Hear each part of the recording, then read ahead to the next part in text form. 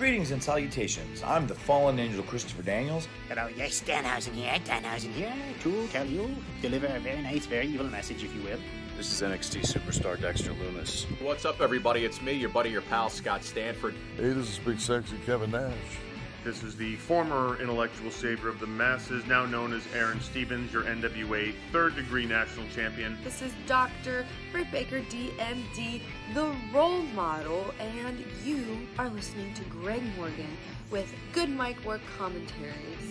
And I want to tell you, Greg, your buddy Howie, also known as Wheezy, as you call him, he told me all about your channel. I'm here to tell everybody that I've seen it, I've watched it, I've looked at it. I went down the rabbit hole and I couldn't get out of it. It was so good. Yeah, you better watch this channel. You better watch all the videos. I'm about to go and watch a few videos myself. Watch them 5 times a piece. That's right, I said 5 times a piece.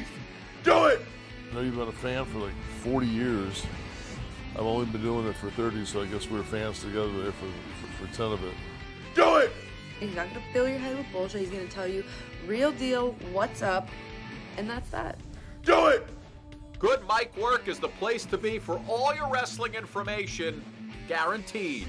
The best wrestling content is right here at Good Mic Work Commentary. Good Mic Work Commentaries. Good Mic Work Commentaries. Good Mic Work Commentaries. Check out Good Mic Work Commentaries. Good Mic Work Commentaries. Check out Good Mic Work Commentaries on YouTube. Subscribe, share, love, like, poke, whatever you need to do. If you don't, we're gonna have a problem. Love that, Danhausen. Love that Good Mic Work Commentaries. Do it now. You're welcome.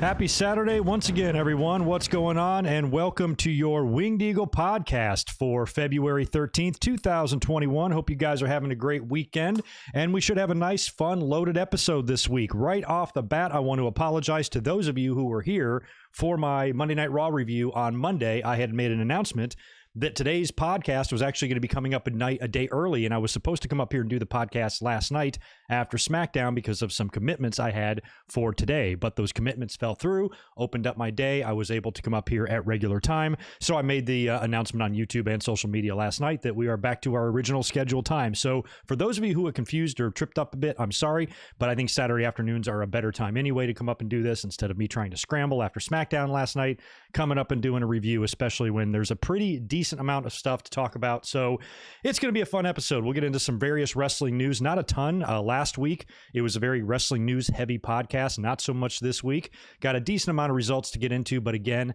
not that many. We have NXT Vengeance tomorrow, so I'm not going to spend a ton of time on this past week's Go Home show because the pay-per-view's tomorrow. So in addition to us talking about AEW Dynamite this week, which was an interesting show, last night's SmackDown, which was okay. We got a big match advertised for this coming Monday, and we have the card kind of set now mostly for Elimination Chamber, which is coming up a week from tomorrow. So we'll preview Elimination Chamber as well. And at the end of the podcast here, we will do a full predictions of tomorrow's Vengeance Day pay-per-view in NXT. And that should be a really good one. It's going to be loaded with a lot of great wrestling. We're going to be up here tomorrow doing a review on it, of course.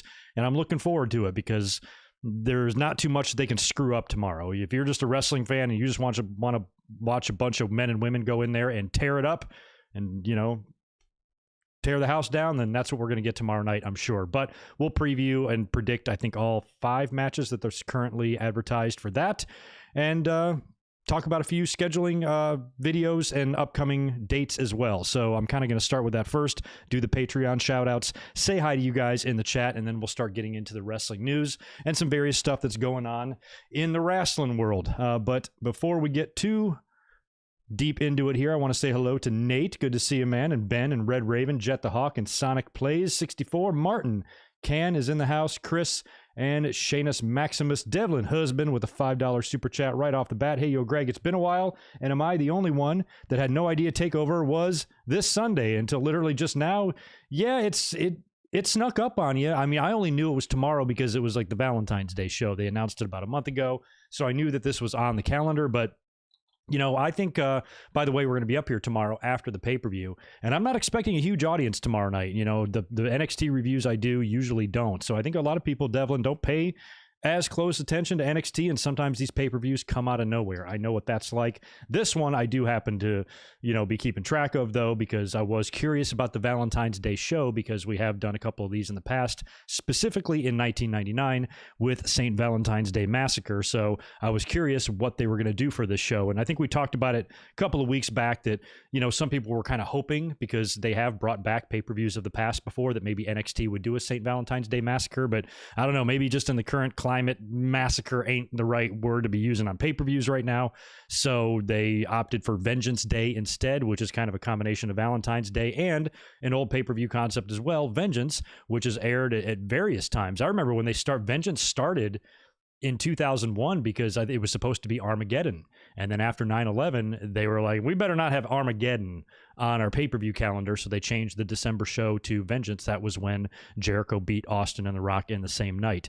Vengeance, I think, has fallen on July's and maybe May's a couple of times. You guys can help me out with that. It's been all over the place, but they're bringing that back, and you know, it is what it is. But I think the matches are going to be a lot of fun. 2 Dusty Classic finals and a couple of title matches. And you'll hear all about my predictions on that later on. But I also have some video scheduling I want to let you guys know about as well. Jimmy Anderson is here from Sweden. Happy Valentine's Day. It might be Valentine's Day already where you are, man. I am not totally sure. It's still the 13th here in the good old U.S., but I'm glad you're here as always, man. Good to see you, and thanks for coming. By the way, Nia's poor hole must have been slammed more than Stormy Daniels by now. Dang. Yeah, that ring apron put a hurting on her hole, but in typical WWE fashion, they had no earthly idea how to capitalize on something that random and that funny. And as we saw last night on SmackDown, Nia Jax did a whole lot of nothing. And they did absolutely nothing to capitalize on that little random thing that came out of her mouth that, you know, broke Twitter for a couple of days there. And it's not like the old days, you know, they could make a t-shirt out of that or something and sell it and market it or whatever. But WWE, they simply aren't clever enough to be able to capitalize on that. And I think as funny as that was on Monday, it's already over. And that's a shame because, you know, back in the day, if you just like kind of blurted something out randomly, you'd see it on signs the next week. You know, people be calling for t-shirts or whatever, and now it's like WWE, it's like they don't know how to handle it. They just can't be subtle in any way. They always have to overblow it, and what they did last night on SmackDown was ridiculous. I don't know what the point of it was. It's fucking stupid. But anyway, we are still keeping Nia's hole in our thoughts, because I think, honestly, it's pretty irresponsible for WWE to have Nia Jax out there on TV that soon after the injury to her hole. Her hole might have a concussion, and you don't want to be out there risking anything. You know what I'm saying? We've got Scott Moss chiming in with $5. Good to see you back as well, dude. You are a nice Patreon supporter, I believe. Hi, good mic work. Fantasy triple threat, and who would win? Hulk Hogan versus John Cena versus Johnny Lawrence. Thank you for keeping me sane over 2020 and keep safe. Well, I appreciate that, man. You guys keep me just as sane as I keep you. Believe me. I don't know, man. Which Hogan? Can you give me a year? Is it Hollywood Hogan? If it's 86 Hogan, 86 Hogan. No matter who's there. But I'm probably going to go... Let's go Johnny Lawrence. Let's go Johnny Lawrence on that one. I think he whooped both their asses in a fucking handicap match. Yeah, not going to vote against Johnny. Spaz Phoenix in the house. Thanks for the $7 Canadian, dude. As always, SmackDown and NXT reviews up now. Vengeance Day preview up. Joe Spaz Phoenix on YouTube or Spaz Phoenix podcast. Hope the chat and you are okay. I am okay. Hopefully everybody in the chat is as well. Go shoot over to Spaz's YouTube channel. Check out his stuff. And I wasn't aware that you got your shit on in podcast form as well. That's cool. So you can probably find him on multiple platforms. Check it out. He's good people. He's back with $7 more. WWE won't be this cool, but Edge should ask for a 4-way with Roman, Balor, and Drew. Holy shit. Unify all 3 of them bitches? Maybe. a hell of a match. I mean, we're going to talk a little bit about Edge later on because we still, obviously, him and Bianca Belair both haven't officially chosen their WrestleMania opponents yet. Edge claims he's going to wait at least another week until after Elimination Chamber. Bianca seems like she's on the path to Sasha Banks there, but nothing definitive yet. But it's going to be something I talk about in the news here. Triple H did a Vengeance Day media call, and one of the topics discussed was Edge and his future in the WWE and how he's going to be working. And Triple H said that Edge came to him and said he doesn't want to just be in NXT to cut a promo and show up there and get in the ring and talk a little bit. He wants to get in the ring and work. And he even went as far as to give Triple H a list of people he wants to work with, people he wants to elevate, put over, whatever. And that's why Edge is awesome. So I hope that they take him up on that offer and Edge does at least work a match in NXT. Would be cool if he worked multiple, but that might be a little bit much to ask for. But think about Edge and Adam Cole, and some of these other stars that are there. They've already teased the Karrion Kross match, so I don't know who is on Edge's list, but there is a plethora of dudes there that I could think of that would be a lot of fun for Edge to work with, and probably Adam Cole. And Karrion might be a little scary. Adam Cole would be, I think, the more entertaining match. I'd probably put him up there first, and also probably Finn Balor. But there's others for sure that Edge would have a good match with. So I would like to see them do something fun with Edge. But in terms of WrestleMania, I think the Roman Reigns Edge match, if they do that, is going to offer us plenty of good storytelling, a lot of good promos. The build is going to be great. It can't not be good. You have Roman, hottest star in all wrestling right now in the entire world, best talker in the business right next to him in Paul Heyman, and another dude that ain't a bad talker in his own right in Edge, who's got, just a couple of years experience under his belt and sort of knows what he's doing in there. So I think that Edge and Roman and that program will be marvelous, especially if it gets gnarly, because you know how Roman has been, and how he just demands respect and say my name and acknowledge me and all that shit. If Edge doesn't give him what he wants, Roman is going to, facilitate this happening in some way. He's going to strong arm Edge in any way he can, and maybe one of those ways is showing his face in NXT as well. Maybe Roman Reigns just pops up there. I think it would be so cool if Roman Reigns showed up there unannounced. Don't promote the fuck out of it and make a huge deal about it and everything, WWE. We just sacrifice the rating. Don't try to pop a big rating for it. Just completely unannounced, out of nowhere, in between two matches, when you've got the announcers, you got, who the hell is it? What's his name? I forgot their fucking names now. But the announcers there with Vic Joseph, that's what I'm trying to say, and Beth Phoenix and whoever the fuck else is out there, and you just cut into the commentary table. They're talking about the match they just saw in the ring or something, and then out of nowhere, Roman just walks right up to Beth, gets in her face, intimidates her. He's not going to spear her or beat her ass or anything like that, but just talk to her in his calm Roman way. You tell your husband that he's got one more week to acknowledge me. And if he doesn't, then not only is bad things going to happen to him, I'm going to see to it that you're not going to have a career either, or something like that. Just be real threatening, menacing, intimidating to Edge's wife, kind of setting him off, like just little things like that, getting personal. That can be done. Sometimes it's not always done well. I wasn't even, honestly, a huge fan of the Samoa Joe Wendy stuff with AJ Styles. I thought Samoa Joe's heelish nature and his awesome promo and mic skills were coming out and shining in that, but I didn't really need to see him fucking with Wendy. It didn't do a whole lot for me. But with Roman, it's different because we have a relationship with Beth. We know her, and she's a wrestler and, all that. And we know about the, the marriage with her and Edge there. And, one of my favorite, I think, Hall of Fame inductions ever was Edge, when, or no, it was Beth Phoenix when she brought out like Tony Chimmel, and did all that. So that was very cool. So I think, maybe Roman turning up there during the build and, just maybe, being an asshole will be something we could see leading into WrestleMania. I think that would be an awesome idea. 5 more from Devlin. Another thing. Glad I currently live in Hawaii, as Texas is expected to drop below 0. Damn, in Texas and Monday. Yeah, it's a little chilly blowing through here as well. Don't think it's ever been that cold in my life. Yeah, it does not get down to 0 in Texas very often. Now, I used to live in the Southeast in North Carolina. We did have snow. We had plenty of nights it was below freezing and things like that, but it didn't last very long, shorter time of the year. And when we did have it, it was never like an accumulation. If snow stayed on the ground, it was on the ground for a day and it was just a light dusting or something like that. But super, super bitter cold temperatures, only a couple times a year in the dead thick of winter. You might see some 20s and stuff, but I ain't used to 0, and I don't know what I would do in 0-degree temperatures. I live in San Diego and it's about 60 out right now. And I'm going to Arizona on Monday. I got to tell you guys about video schedule for next week. Shit's different. But let me knock out these super chats and then I'll get into that. And good to see you, by the way. Apron Bump Podcast is here. Crazy J. Melissa Hernandez is in the house as well. And Nate, I think I got to you. JL, what's good with you? And Spaz with 14 more bucks. Appreciate it again, brother. Thank you so much. I heard off the pop of Belair winning the Rumble the day before Black History Month. Vince is planning a faction with her, Naomi, Sasha called Chocolate Thunder. That sounds like an Attitude Era idea right there. That would be an interesting faction. Belair, Naomi, and Sasha. That's just an awful lot of personality there. And I think that would be, you know how the Hurt Business kind of has the toughness aspect to them. Undisputed Era kind of has the wrestling and also just the grittiness to them. These ladies would just have so much pizzazz to them. I don't know if those egos could coexist. I think they'd implode rather quickly upon building that faction. But it would be interesting to see them try. I'd be into that. And thanks for some more, Jimmy, from you from Sweden. DDP and Undertaker wasn't that good either. No, it wasn't. It was not good at all. And damn, and there you are again with another one, minus 15 degrees.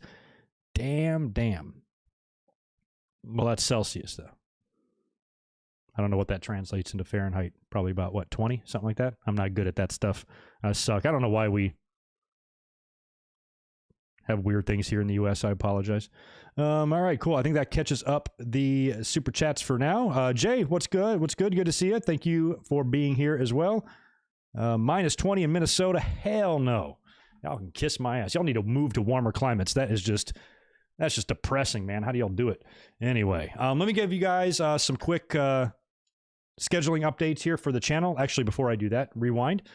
Before I do that, I want to just give the Patreon supporters a shout out real quick, and then I'll talk to you about that because I got some bad news, y'all. I'm not going to be up here on Monday for the Raw review. We have to, I don't know when the last time I missed a Raw review was, but I will not be here Monday, but you'll get me tomorrow instead, so might not be that bad. We'll talk about that in just a second, but I want to say a big thank you and shout out to our supporters on Patreon, Nikita Abalakan, Chris Miner, Super Fluffy Toaster, I can never say that. Deshaun Robinson, Jay Smoove 99, Martin Can, Alex Dredge, Apron Bump Podcast, which is in the house, I think. Alan Carter, Brandon Yelverton, Michael Tong, Nick Musser, Jimmy Anderson, K-Dog's Kennel, Ryan Y, John Rediford, Devlin Husband, Claudio Clavedetster, Daniel Rodriguez, Reese Jones, Barry MK, who will probably be hanging around as well, Josiah Blevins, Mr. Steve, Scott Moss, John Riffle, Michael Kumo, Naveed, Keith Salyers, Blake Moran, Nathan Walker. Thank you as always, guys. And I did get your message, Michael Tong, if you are here in the chat. I saw that on Patreon as well, and I appreciate that advice in terms of the video game and Twitch stuff. And yeah, thanks again, as always, to the Patreon people. You guys are the reason for the season.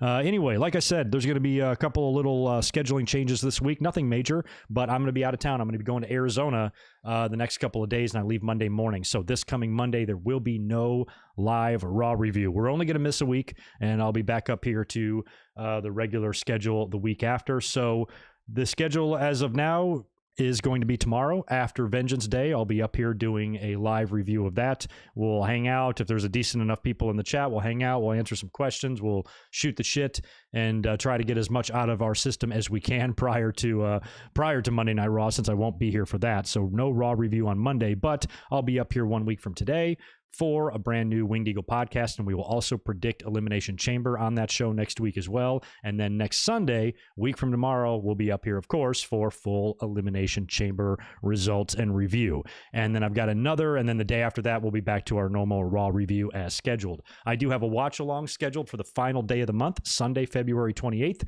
We're going to do a watch-along of WrestleMania 17, arguably one of or the best WrestleMania of all time, especially with probably the modern generation. I think a lot of people consider WrestleMania 17 to be the best. This year is the 20-year anniversary of WrestleMania 17, which, saying that out loud, blows my mind that it's been that long, because it's very memorable. It's still very vivid, to me in my mind. It does not seem like it's been 20 years, but it has. And that also, as well, of course, coincided with the WCW buyout and the simulcast and Shane McMahon taking over, and all that was going on around this time. So also later on, in about a month or two, or in about another month, on March 26th or around that time, we will do a video commemorating the final Monday Nitro and talking about that whole situation as well. But coming up a week or 2 weeks from tomorrow, watch along. WrestleMania 17 will be coming up here probably in the evening, probably around 7 p.m. Eastern time, something like that.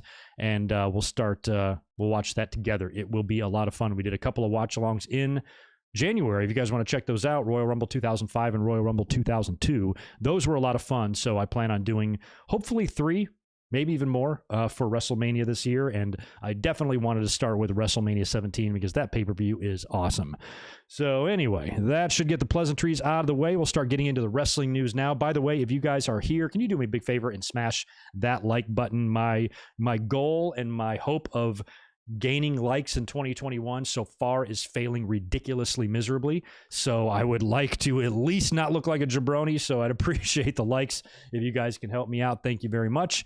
And we'll start getting into the wrestling news first because there's a little bit to get to and a lot of it is not good, but some of it is very good. So we'll talk about that in a minute. We're going to start with the bad news first, though. In the latest story of WWE shitting on their employees, there was a report that came out yesterday. I had read this report on Fightful Select, which I am a proud subscriber of. They're always very credible, do a good job over there. And I read this on their Patreon yesterday in terms of WWE staff and employees unhappy. This is not the wrestlers. This pertains to more office staff, ring crew, production crew, people like that.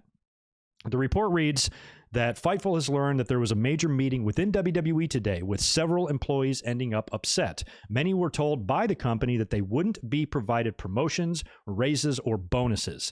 This left low morale for those in the meeting, which involved members of production, the office, and other departments. WWE has reported increased revenue despite the pandemic. We're told that this was done for the employees and not the talent or wrestlers, and this was not a wrestler meeting, so no wrestlers were involved here. But it's just another example, and that's just the way, just cutthroat fucking the business world is. This company, who just released a shit ton of people back in April when the pandemic hit, and all these other cost-cutting measures, are reporting record profits, money that they've never even come close to making before. And it really makes you wonder, and it's almost like kind of disheartening that, if you work for, a big company like this and you can put in 30 years there, it means nothing. No matter how loyal you are to them, they will never be loyal to you.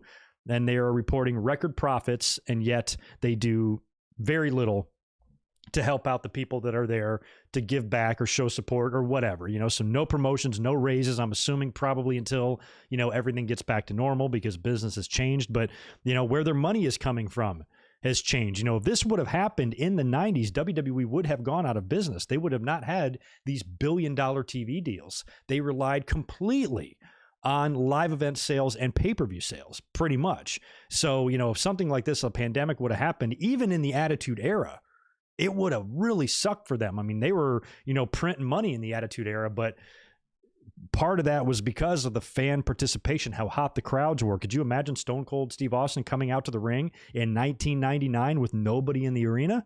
It wouldn't have the same effect, so they would be in severe trouble here. So the fact that that's not really a big, I don't want to say a big deal, but that's not the number one source of their revenue or income anymore, or any of the money they bring in is all those live ticket sales. You would think that this pandemic should not have that much of an effect, considering that all their money is coming from TV deals anyway. So for them to just continuously disappoint the employees there that are probably just working their balls off, no raises, no bonuses, no promotions. At the end of the day, if they gave raises or bonuses or promotions, how much would that really cut in to their bottom line profits at the end of the year? I mean, you talk about squeezing every fucking nickel you can, and just and nickel and diming your people to death is essentially what they're doing with this stuff. It's just not, it's just not a good look. I'm not the owner of a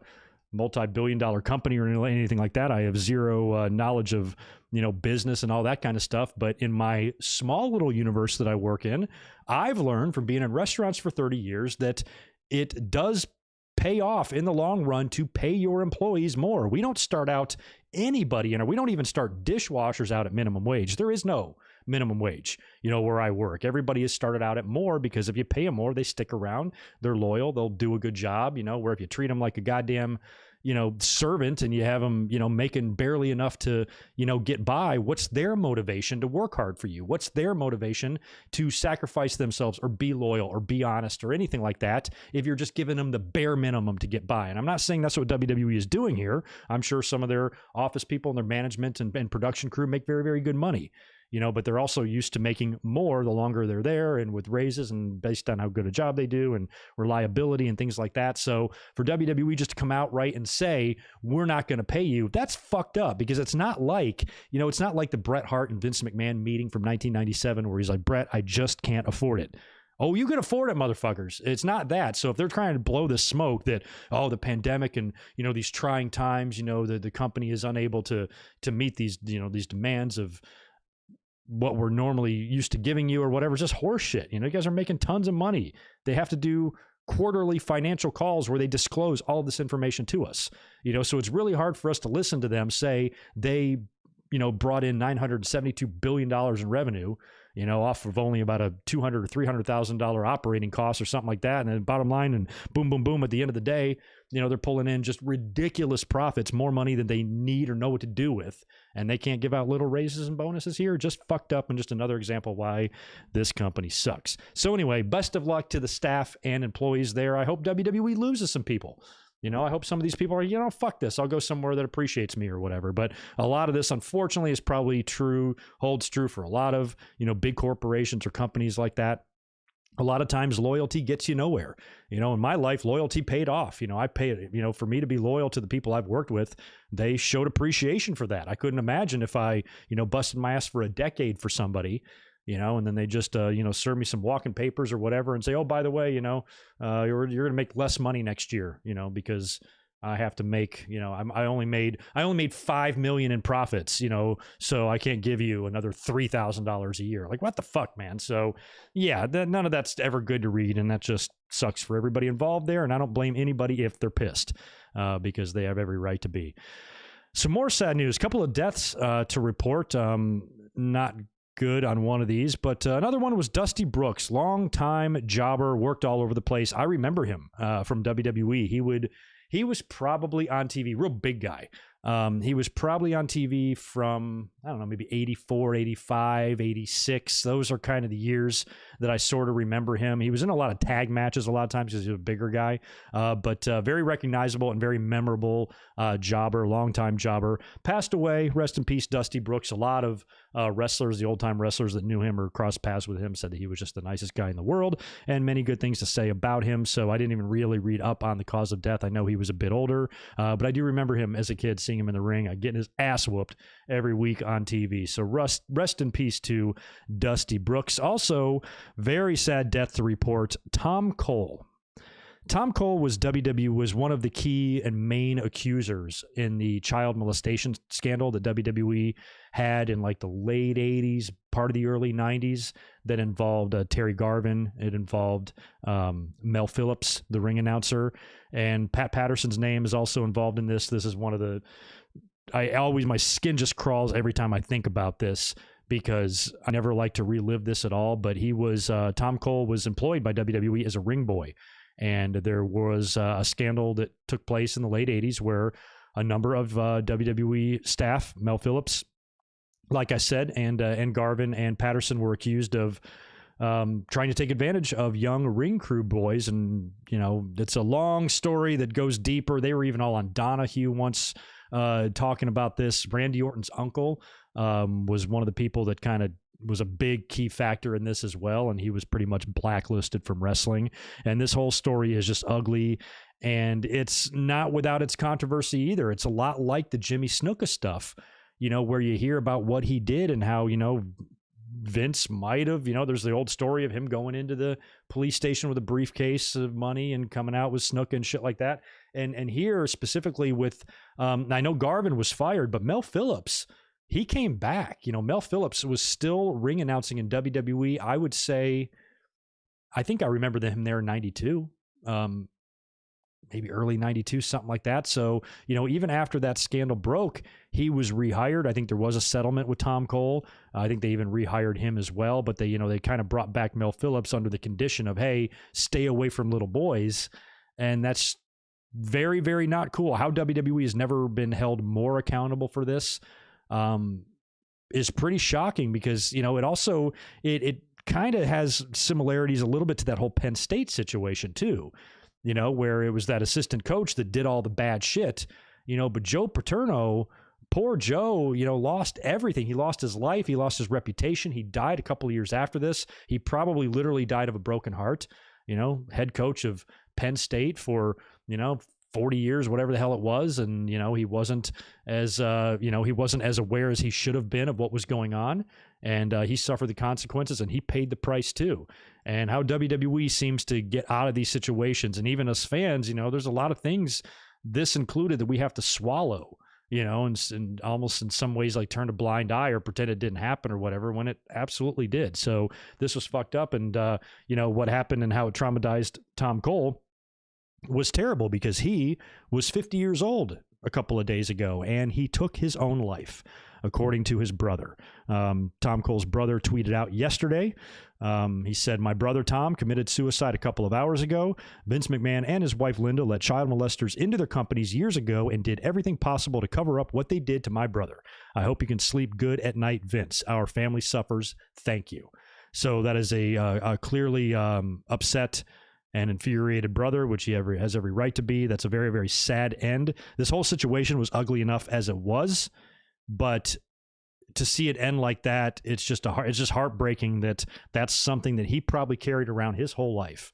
And so you have to think of the implications of that whenever these dirtbag molesters do this. It's not like, oh, I got away with it or whatever. I mean, this is something that your victim, that the person that you molested, carries forever, and could really consume and give them problems in life their whole life, well into middle age. And that's just fucked up. And and Tom apparently took his own life. So that's extremely sad. Just wanted to mention that because it is wrestling related. I'm sure now his name is going to be popping up a lot more, and people are going to be learning a little bit more about this. If you have never really read up on this, it's not fun and it's not pretty. And it's, it was one part of wrestling that I always just tried to fucking pretend wasn't there. I remember watching that Donahue show, man. Meltzer was on that.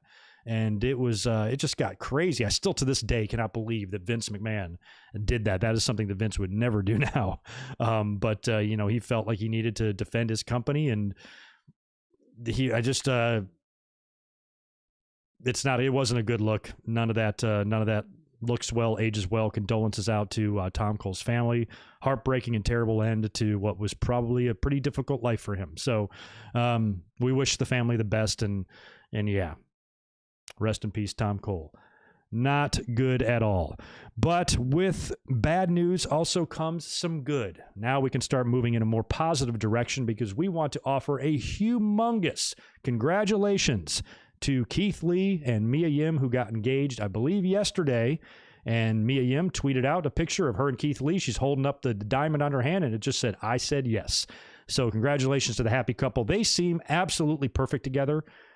They just, I don't know, there's something about them, they just match. They seem like they're humble, they're down to earth, they're good people. I feel like they're the type of couple that'll just be together forever, because wrestling relationships and stuff generally, for the most part, are really hard to sustain. But with them, I don't know. I just can't see Keith Lee just like cheating on her with Alexa Bliss or something, or like some sort of scandal or something, something fucked up. They seem like they're just going to be happy together forever. They appear to be happy together, and we are very, very happy for them. So soon to be man and wife, Keith Lee and Mia Yim, couldn't be happier. That's awesome, awesome news. And like I said, also yesterday, or Triple H, yesterday, the day before, but Triple H did a media call, Vengeance Day media call, where he talked about various subjects. One of those subjects is what we talked about earlier on when Spaz asked us question about Edge, and that he said that Edge is open and wants to work in NXT. He has a lot of interest in doing that, not only working there, showing up there, cutting a promo or two, but getting in the ring and actually having in-ring action, giving Triple H a list of people. Hey, here's the dudes I want to work with. Balor and Adam Cole and God knows whoever else awesome is on that list. So that's a really interesting concept there, especially if you factor in the possibility that maybe he could challenge for the NXT title, maybe he has a say in this, maybe he asks WWE, hey, can I challenge for that title? I still think the money is in the Roman match. But what have I been saying ever since before the Royal Rumble? I predicted Edge to win the Royal Rumble, and I even went as far as to predict, or not predict, or at least talk about who I would like or prefer him to face at WrestleMania. And I said Roman would be the better story there because you can do so much in that build and that promo with the way Roman is and his character is now, for him to, cut a promo on Edge and really, threaten him, not only his career, but his livelihood and all of that, I just think can just make for excellent, excellent TV. But one of the things I said all the way back in January was that if that match does happen, I think Roman Reigns should retain the title. I don't think Edge should win the title. I think Edge should put somebody over, like apparently Edge wants to do. And I don't think that the storybook ending there makes as much sense as Roman winning does. Yes, it would be a great story for Edge to come back. And as a matter of fact, you guys have to correct me if I'm wrong. I heard this the other day and I forgot to verify it. Is WrestleMania on the anniversary of when Edge retired? It's actually on the anniversary, I think, of when I started this YouTube channel too, April 11th. I thought I had heard that, and I'm like, ooh, that would make it really good, especially if it's like night 1 is April 11th, night 2 is April 12th, and it falls on the 10-year anniversary of when he retired. That would be a pretty cool moment, 10 years later. If we would have known that when we were watching Raw, the night that he was giving his retirement speech, and there wasn't a dry eye in the arena or at home, or in my home for that matter, that was just heartbreaking to watch that. 10 years to the day he comes back and reclaims that very title, or a world title. That's a pretty awesome moment there. And I wouldn't, I'm not necessarily against that, but I also think that, fans claim they want wrestling to make sense. Well, what makes sense is for the alpha in WWE to beat the 50-year-old legend. Sorry, that's what makes sense. So I think if Edge went out there and gave it the fight of his life, maybe performed a lot in a similar way to how Roman performed against Brock when Roman was overmatched. When he had Roman's number and Brock was beating him all over the place, and Roman would fight so hard. And I think specifically of WrestleMania 34, where Roman was supposed to win the title. Fans were happy that he didn't. They were still pissed because he kicked out of too many F5s. Oh, no. But he didn't win the title. And everybody thought he would. But reality struck. You didn't get the storybook ending. You didn't get the fairy tale ending. And I think that's something that could be the same thing for Edge here. And it would make more sense hearing this news from Triple H if Triple H is saying, hey, Edge wants to work more in NXT. Well, he probably can't do that if he's Universal Champion, unless they just want to give him a cup of coffee with the Universal title, drop it right back. I suppose I'm okay with that too. But I really think Roman should go on a long, hard run with the title to where he drops it at like SummerSlam or something, which means he needs to survive everybody he faces up until then. So I think there's no shame at all in Edge coming back, winning the Royal Rumble, challenging for the title against WWE's top star in the main event, and falling short to that top star. That's the way I think it should go. And if it does go that way, that means that Edge, number one, still really doesn't have a brand, right? Because, or I guess he does. Was he on Raw? I guess he was on Raw. But then he'll go over to SmackDown. If he loses the title there, or loses to Roman, that means he's not Universal Champion. And he can maybe now be freed up to go down to NXT and work with someone like a Balor or whoever else. And they did plant the seed for the Karrion Kross stuff. And I think Kross is going to get the title shot on WrestleMania weekend. I'm not sure what's going on there with the takeovers or whatever, but I'm assuming there's either a takeover prior to WrestleMania or the NXT men's and women's title might be defended at the show itself. And if that does, I think it's going to be Balor and Kross. I think Balor will probably retain tomorrow over Dunn. So if it's Balor and Kross, you pass the title back to Kross, assuming they want to do that. And now when we're on the other side of WrestleMania, Edge is no longer champion, and Edge is not the Universal Champion because he lost to Roman, and now you can do Edge and Kross. Or something. I don't know. Or you can postpone it. Edge can beat Finn Balor, win the NXT title, and then Kross beats Edge for it. I don't know. A lot of things you could do. But bottom line, I think it might make more sense at this point for Edge's future for him not to win the Universal title and to have Roman continue to be the man on SmackDown and use Edge's star power somewhere else. But I still want to see the Edge and Roman match because I think everything they do is going to be phenomenal. And I think the match in the ring is going to be there's going to be a lot of story told with Edge. I think he's going to tell the story with his selling and his fighting and, his perseverance and his resilience and all of that, and ultimately falling short to the clearly superior man is how I'd write that. So we'll see. But him being in NXT for more than a promo and actually being in there for a match is very, very attractive sounding to me. Among the other things that Triple H talked about in that media call, he also said that Rick Steiner's kid is now training to be in NXT as well. So we got Arn's kid Brock, who was in the front row at Dynamite, and now we got fucking Robbie's kid coming into NXT. That's great. I saw a couple of pictures of the kid. Looks a lot like Rick and very big. And Arn's kid Brock looks very good as well. So can eyeball these two, because Arn Anderson and Steiner are two of the best ever, and it'll be fun to watch their boys grow. So many second generations in there right now. We've got Brian Pillman Jr. and now we've got Steiner. We've got Arn Anderson. Billy Gunn's got a couple of kids in there. We got Dominic Mysterio. Help me out. Who else? Lots of second gens right now. Very cool stuff. Also, there has been a confirmation, according to Fightful Select as well, that Riddle has in fact re-signed with the WWE. There was some concern there that maybe he had not, and given the fact that they had dropped his first name and he still maybe has some pending stuff going on legally with some of the accusations levied on him, that maybe he was going to bounce and go somewhere else or whatever, but he has re-signed. He'll be sticking around. Not sure how long the deal is for, but I'm going to assume it's a minimum of 3.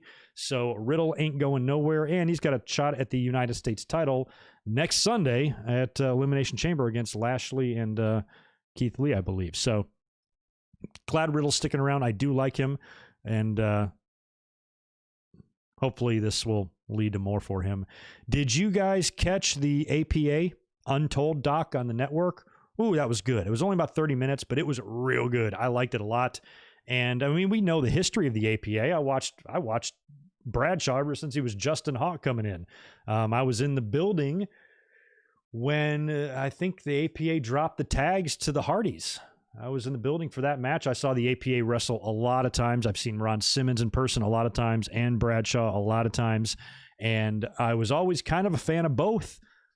And then when they put them together as the Acolytes and all that, they chronicled all that stuff, which was cool. And I've always just been a really just big fan in general of like Ron Simmons. He's one of my favorite wrestlers ever. And always just great to see him on anything. So this was a really good, well done documentary, very short, but very good and very thorough. They didn't leave a whole lot out. They really talked about, the evolution of the team. They talked about them in singles, what Bradshaw was doing prior to becoming a Blackjack and becoming an Acolyte and all that. His career as Justin Hawk and coming up through. They talked a lot about Ron Simmons winning the title, first ever African-American heavyweight champion, winning the title in WCW, which was one of my favorite WCW moments ever. I watched that happen. The power slam to Vader and beating him and winning the title. And, one of the best moments ever coming into WWE with that ridiculous blue Farouk outfit and the helmet and the whole stupid ass shit into the Nation of Domination that then eventually, morphed into the Rock's Nation. Farouk went babyface and floundered for a bit until they put him with JBL, which worked out perfectly, and they kicked ass as the APA, and they were funny. I loved the wooden door and the beer drinking and the cigar smoking, the poker, and they just go out there and whip anybody's ass, heel, babyface, doesn't matter what, as long as you paid them in cash and beer, they'd kill you. And tearing up poor Timmy White's bar in Rhode Island or wherever, it was just great stuff. So they did a great job telling the story of the APA, and they were one of my favorite tag teams, and they were around when tag team wrestling in the WWE started to get good again, because it was the APA, it was Too Cool, it was the Hardys, it was the Dudleys, it was Edge and Christian. You had the Outlaws were still around off and on around this time as well, so it was a really fun tag team scene in the WWE around that time, and APA fit right into that. I love the story of them. They always tell the story about how they just beat the shit out of Public Enemy on Sunday Night Heat that time. Public Enemy was never seen again. And I was actually in the arena to see one of the Dudley Boys' first match in WWE at Unforgiven 99. They had just come in and they had worked APA. I want to say it was APA. I could be wrong. Yeah, it was Unforgiven. I was there. I was in the building. And I remember even then I was a little worried that Dudley boys were going to be a little bit too similar to Public Enemy, and they were really over in ECW, and I liked their work in ECW, even though some of them promos are maybe a bit offensive, but they were hot. They were very over, but I was concerned at that time, them coming into the WWE, that WWE wouldn't treat them like a big deal, because up until that point, people come in from other promotions, usually are going to be fed to the WWE homegrown guys. And I thought that was going to be the case for the Dudleys, but it wasn't. And they earned respect. And they talked about that in the documentary. JBL and Ron both put Bubba and Devon over. Like, yeah, they took it. They took their lumps and they gave it back, and they're willing to do business, and they didn't give anybody a hard time, where Public Enemy was out there like denying to do a finish or something. Like, motherfuckers, you guys are lucky to be here. Little known fact, Public Enemy actually had a dark match at Survivor Series 1995. Did you guys know that? Little known fact, but they're both passed away now, but they told that story as well.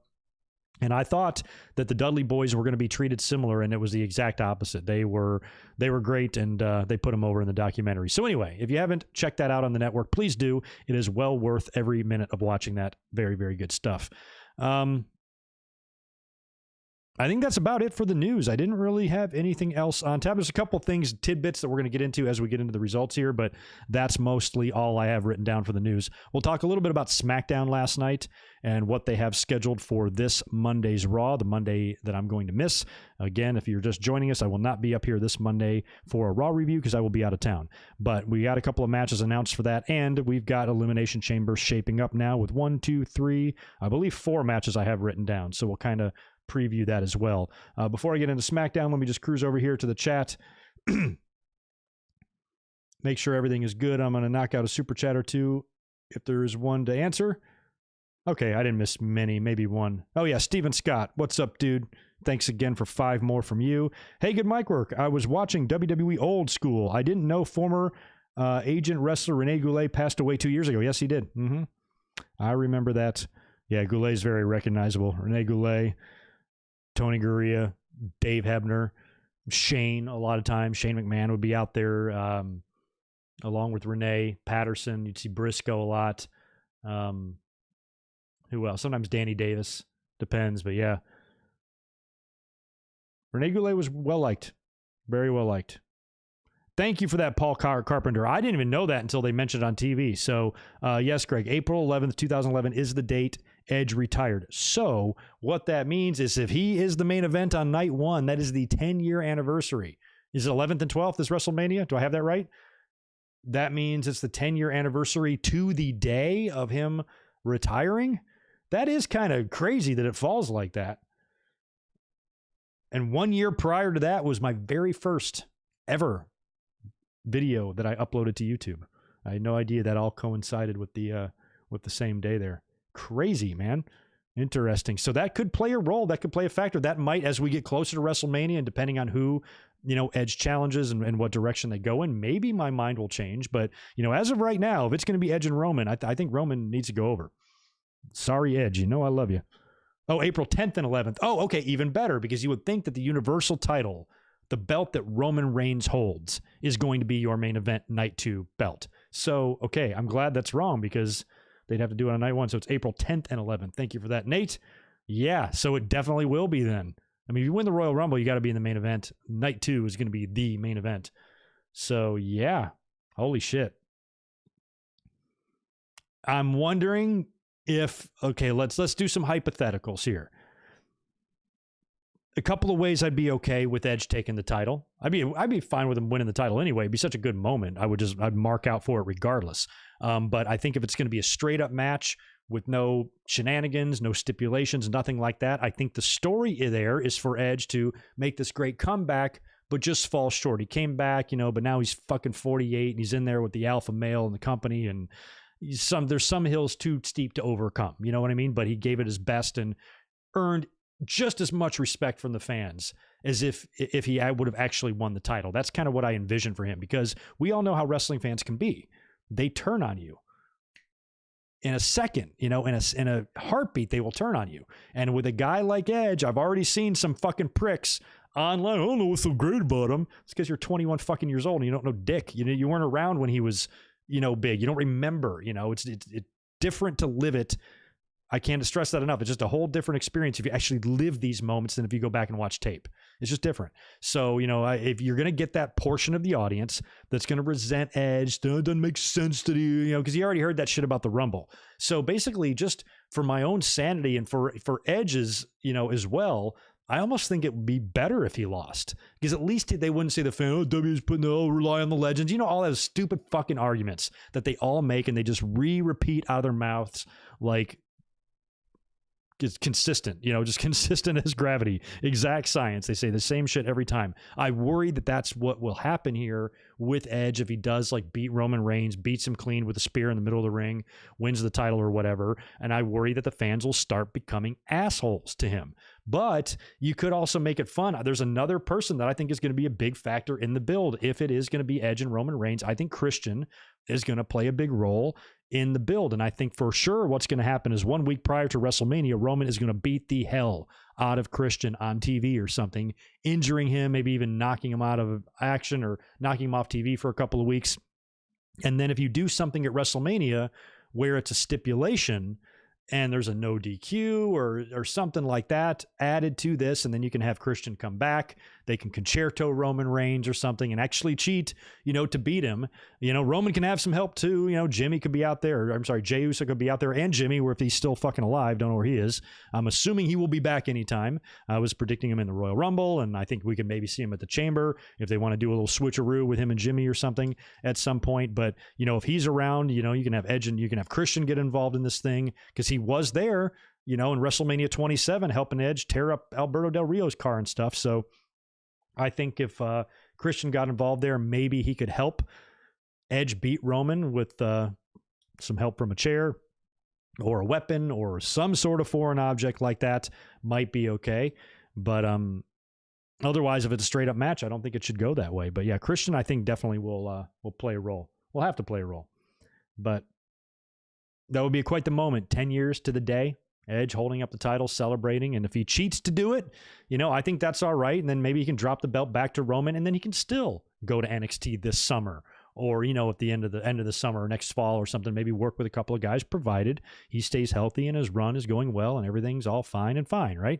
And thinking about Edge in NXT as well, it would be kind of cool. It might be a cool kind of personal thing for Edge and Beth. For Beth, I mean, has a spouse ever called a match for their spouse, or a person ever called a match for their spouse? That might be a first. I'm trying to think. Has a husband ever called a match for his wife, or vice versa? I can't think of one off the top of my head. So that might be a cool little thing for Edge and Beth personally. I might like that if I was a wrestler. That'd be cool to have my wife call one of my matches. Or maybe she won't. Maybe conflict of interest and they won't have her out there. I don't know. But she's there, and that would be cool for Edge to hang around there a bit. So I'm all on board with the idea of Edge heading to NXT for some reason in the future. I kind of hope that he does. But anyway, let's talk about last night's SmackDown. It was okay show. There was a couple things I liked on here. Some other things not so much. Were a little bit boring, but I think there's some promise here. There's some potential. I'm really excited about maybe what they're going to do with Cesaro, and the fact that he might not actually be a worthless piece of talent there anymore, and they treat him the way they should have always treated him. We'll have to see on that, but I see the potential for good things there, hopefully. But anyway, last night, Roman Reigns opened up the show. They did a whole recap of last week, what Edge said to him and the whole deal. Roman is infuriated because Edge has now gone on record on Monday, I believe he said this on Raw, that he's going to wait and see how Elimination Chamber plays out with Drew McIntyre and his title defense and how the dust settles there. Well, that angered Roman even more. He wants to know right now who Edge is going to challenge. And of course, Edge isn't even on SmackDown last night, but Adam Pearce is in the ring. So Roman gets in the ring. He gets on the mic and he says that he'll beat Edge so bad that Edge will have to be signed to a Legends contract, and that nobody is going to take the title off of Roman Reigns. I like that. That's the way I feel. Like I said, I feel like nobody should take the title off of Roman Reigns until SummerSlam. That's what I would do. So he reiterates that, says nobody's going to take the title off of him. And that's when Adam Pearce, who's got a contract in his hand, he informs Roman Reigns that apparently, just like Drew McIntyre, he's going to have to defend the Universal title inside the Elimination Chamber. So again, now you got 2 chamber matches, both for the title. I just don't like the Elimination Chamber match or concept or pay-per-view. You guys know that. I think it's so ridiculous. I think the cage is dumb. It's too big. It's too obnoxious. It looks like a goddamn spaceship. Too many lasers, pods, music, lighting effects. I'm just waiting for this thing just to blast off and take off and bust through the ceiling and launch itself into orbit. It's ridiculous. So I've never been a fan here, but sometimes I feel like the chamber does serve a purpose if you need to determine a WrestleMania challenger, which they're not doing with either match here. So I don't know how we're going to figure out who Drew faces at WrestleMania if Edge challenges Roman. But there's some potential with that briefcase and stuff, which we'll get into later on. But anyway, Adam Pearce goes on to inform Roman Reigns that he's going to have to defend the title in the Elimination Chamber. And that's when Heyman chimes in and says, you got it wrong. It does say on the contract that Roman has to defend the title at the Elimination Chamber, but it doesn't say that he has to defend the title in the Elimination Chamber. So instead, what's going to happen is that there's going to be an Elimination Chamber match between 6 guys, and the winner of that match will face Roman Reigns for the Universal title that night, right after the match. Or I'm assuming right after the match. Immediately after, I guess, is what's going to happen there. So Roman gets out of having to defend it, and now it looks like he might have yet another easy, Pickens challenger in front of him if they just work a grueling-ass match the whole time. So they start to go on to announce some participants in this thing and to announce some qualifying matches for later on in the show as well. Adam Pearce says that 2 people do not have to qualify. One of them is Jey Uso. So that could be interesting, having Jey Uso in there. And the other one, of course, is Kevin Owens, who's automatically in. They don't have to qualify. Roman is very upset about that. Pearce, I think, knew that was going to happen. He started inching his way outside the ring. Roman follows him out there, kind of gets him in his face, and really kind of intimidating Pearce and letting him know, not cool, bro. So they put Kevin Owens in this thing now, and I think a lot of this, too, could be they might have tweaked up some of their plans here based on what happened at the Royal Rumble. That was a shitty thing that happened in the finish. It ruined what was a good match. I thought the match was good, but that whole thing there with the finish when Roman couldn't get off his ass and the referee had to just kind of do the thing or whatever, they could have handled that better, I think.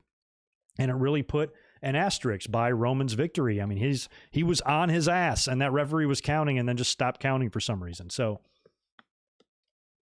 I think maybe because of that, it might have made them change gears a little bit. I don't know, but maybe they slightly changed up their plans here to give us one more match of closure between Roman Reigns and Kevin Owens. But, if they do that, then what has he lost? 4 matches to Roman Reigns if they actually do one more here. So I think the story would probably be in this match for Owens to win it, but we'll have to see. Now, anyway, after this segment, the opening segment, we go backstage. We got Sonya Deville back there with Adam Pearce. Pearce is a little shaken up by what was going on with Roman Reigns. So Sonya proposes a qualifying match, a tag team match, where both members of the winning team will qualify in advance to the chamber. So she says, why don't we do Rey Mysterio and Dominic against Baron Corbin and Sami Zayn? Whoever wins, both guys get into the chamber. Adam Pearce says fine, and we get that match, I think, after the commercial break. And I thought they would have the babyfaces win because I said a couple of weeks back, it just feels like that way to me, that they might be just planting a small little seed and we might actually get a Rey Mysterio versus Dominic match at WrestleMania. They've had a couple of issues, a couple of hiccups, missteps, misunderstandings, things like that. And if you did a deal here where you put them both in the chamber and forced them to fight each other, might be kind of interesting, especially they would never do this, of course, but what if they found themselves in there as the last 2? What do you do? What do you do if you're Rey Mysterio? Do you lay down for your kid and let him beat you? Or then just feed him to Roman Reigns? Or do you try to beat him so he doesn't have to get his ass kicked by Roman? I don't know what you would do there. But anyway, it doesn't matter. They didn't win. Sami Zayn and Baron Corbin did. Sami wound up pinning Dominic after just a hellacious haluva kick right in the corner. Dominic goes down, gets the pin, and Sami Zayn and Baron Corbin have officially qualified for the chamber. So that brings the total up to 4 with Sami, Baron Corbin, Jey Uso, and Kevin Owens. After that, We get Bobby Roode and Dolph Ziggler backstage. They also want their shot at the Elimination Chamber as well. They're pitching their idea to Sonya Deville, who then decides to make a match. And she goes, okay, I'll give you guys the same opportunity I gave you the other two teams in the other match. Why don't we do Bobby Roode and Dolph Ziggler, SmackDown Tag Team Champions, versus Daniel Bryan and Cesaro. Winning team qualifies for the Chamber. So that match, I believe, would actually be the main event. And I was looking forward to that one because that one was going to be pretty good. After that, we had a Big E promo, comes out, Intercontinental Champion on the mic, and he starts talking about giving somebody else another opportunity. That's when Apollo comes out, who's basically just a heel now, but he's still like on the verge. Yeah, I guess he hasn't fully committed, but he's a fucking heel. So he comes out and starts talking about wanting another shot, and Big E's like, man, anybody but you, dude. You already had a couple of shots, kind of blows him off or brushes him off a little bit, and announces that it's going to be Nakamura getting the Intercontinental title shot. So Shinsuke comes out there to the ring. Apollo hangs around on commentary for the match and winds up interfering, attacking Nakamura, purposely getting Big E disqualified. Little stare down between the two of them. I'm really liking the dynamic between these two because it's gonna take a turn in terms of the tone of the feud right now. Big E hasn't quite snapped yet, but at some point he's going to be 100% business here, and Apollo can get that way as well. And I think Apollo will finally make the full transition into a heel. And like when I see like kind of this chase going on, I don't know why it reminded me of it. They're two different type of feuds, but for some reason I had like Matt Hardy and MVP flashbacks. Remember when they had that like year-long run with the US title? I'd be perfectly open to them doing something similar here with Big E and Apollo Crews.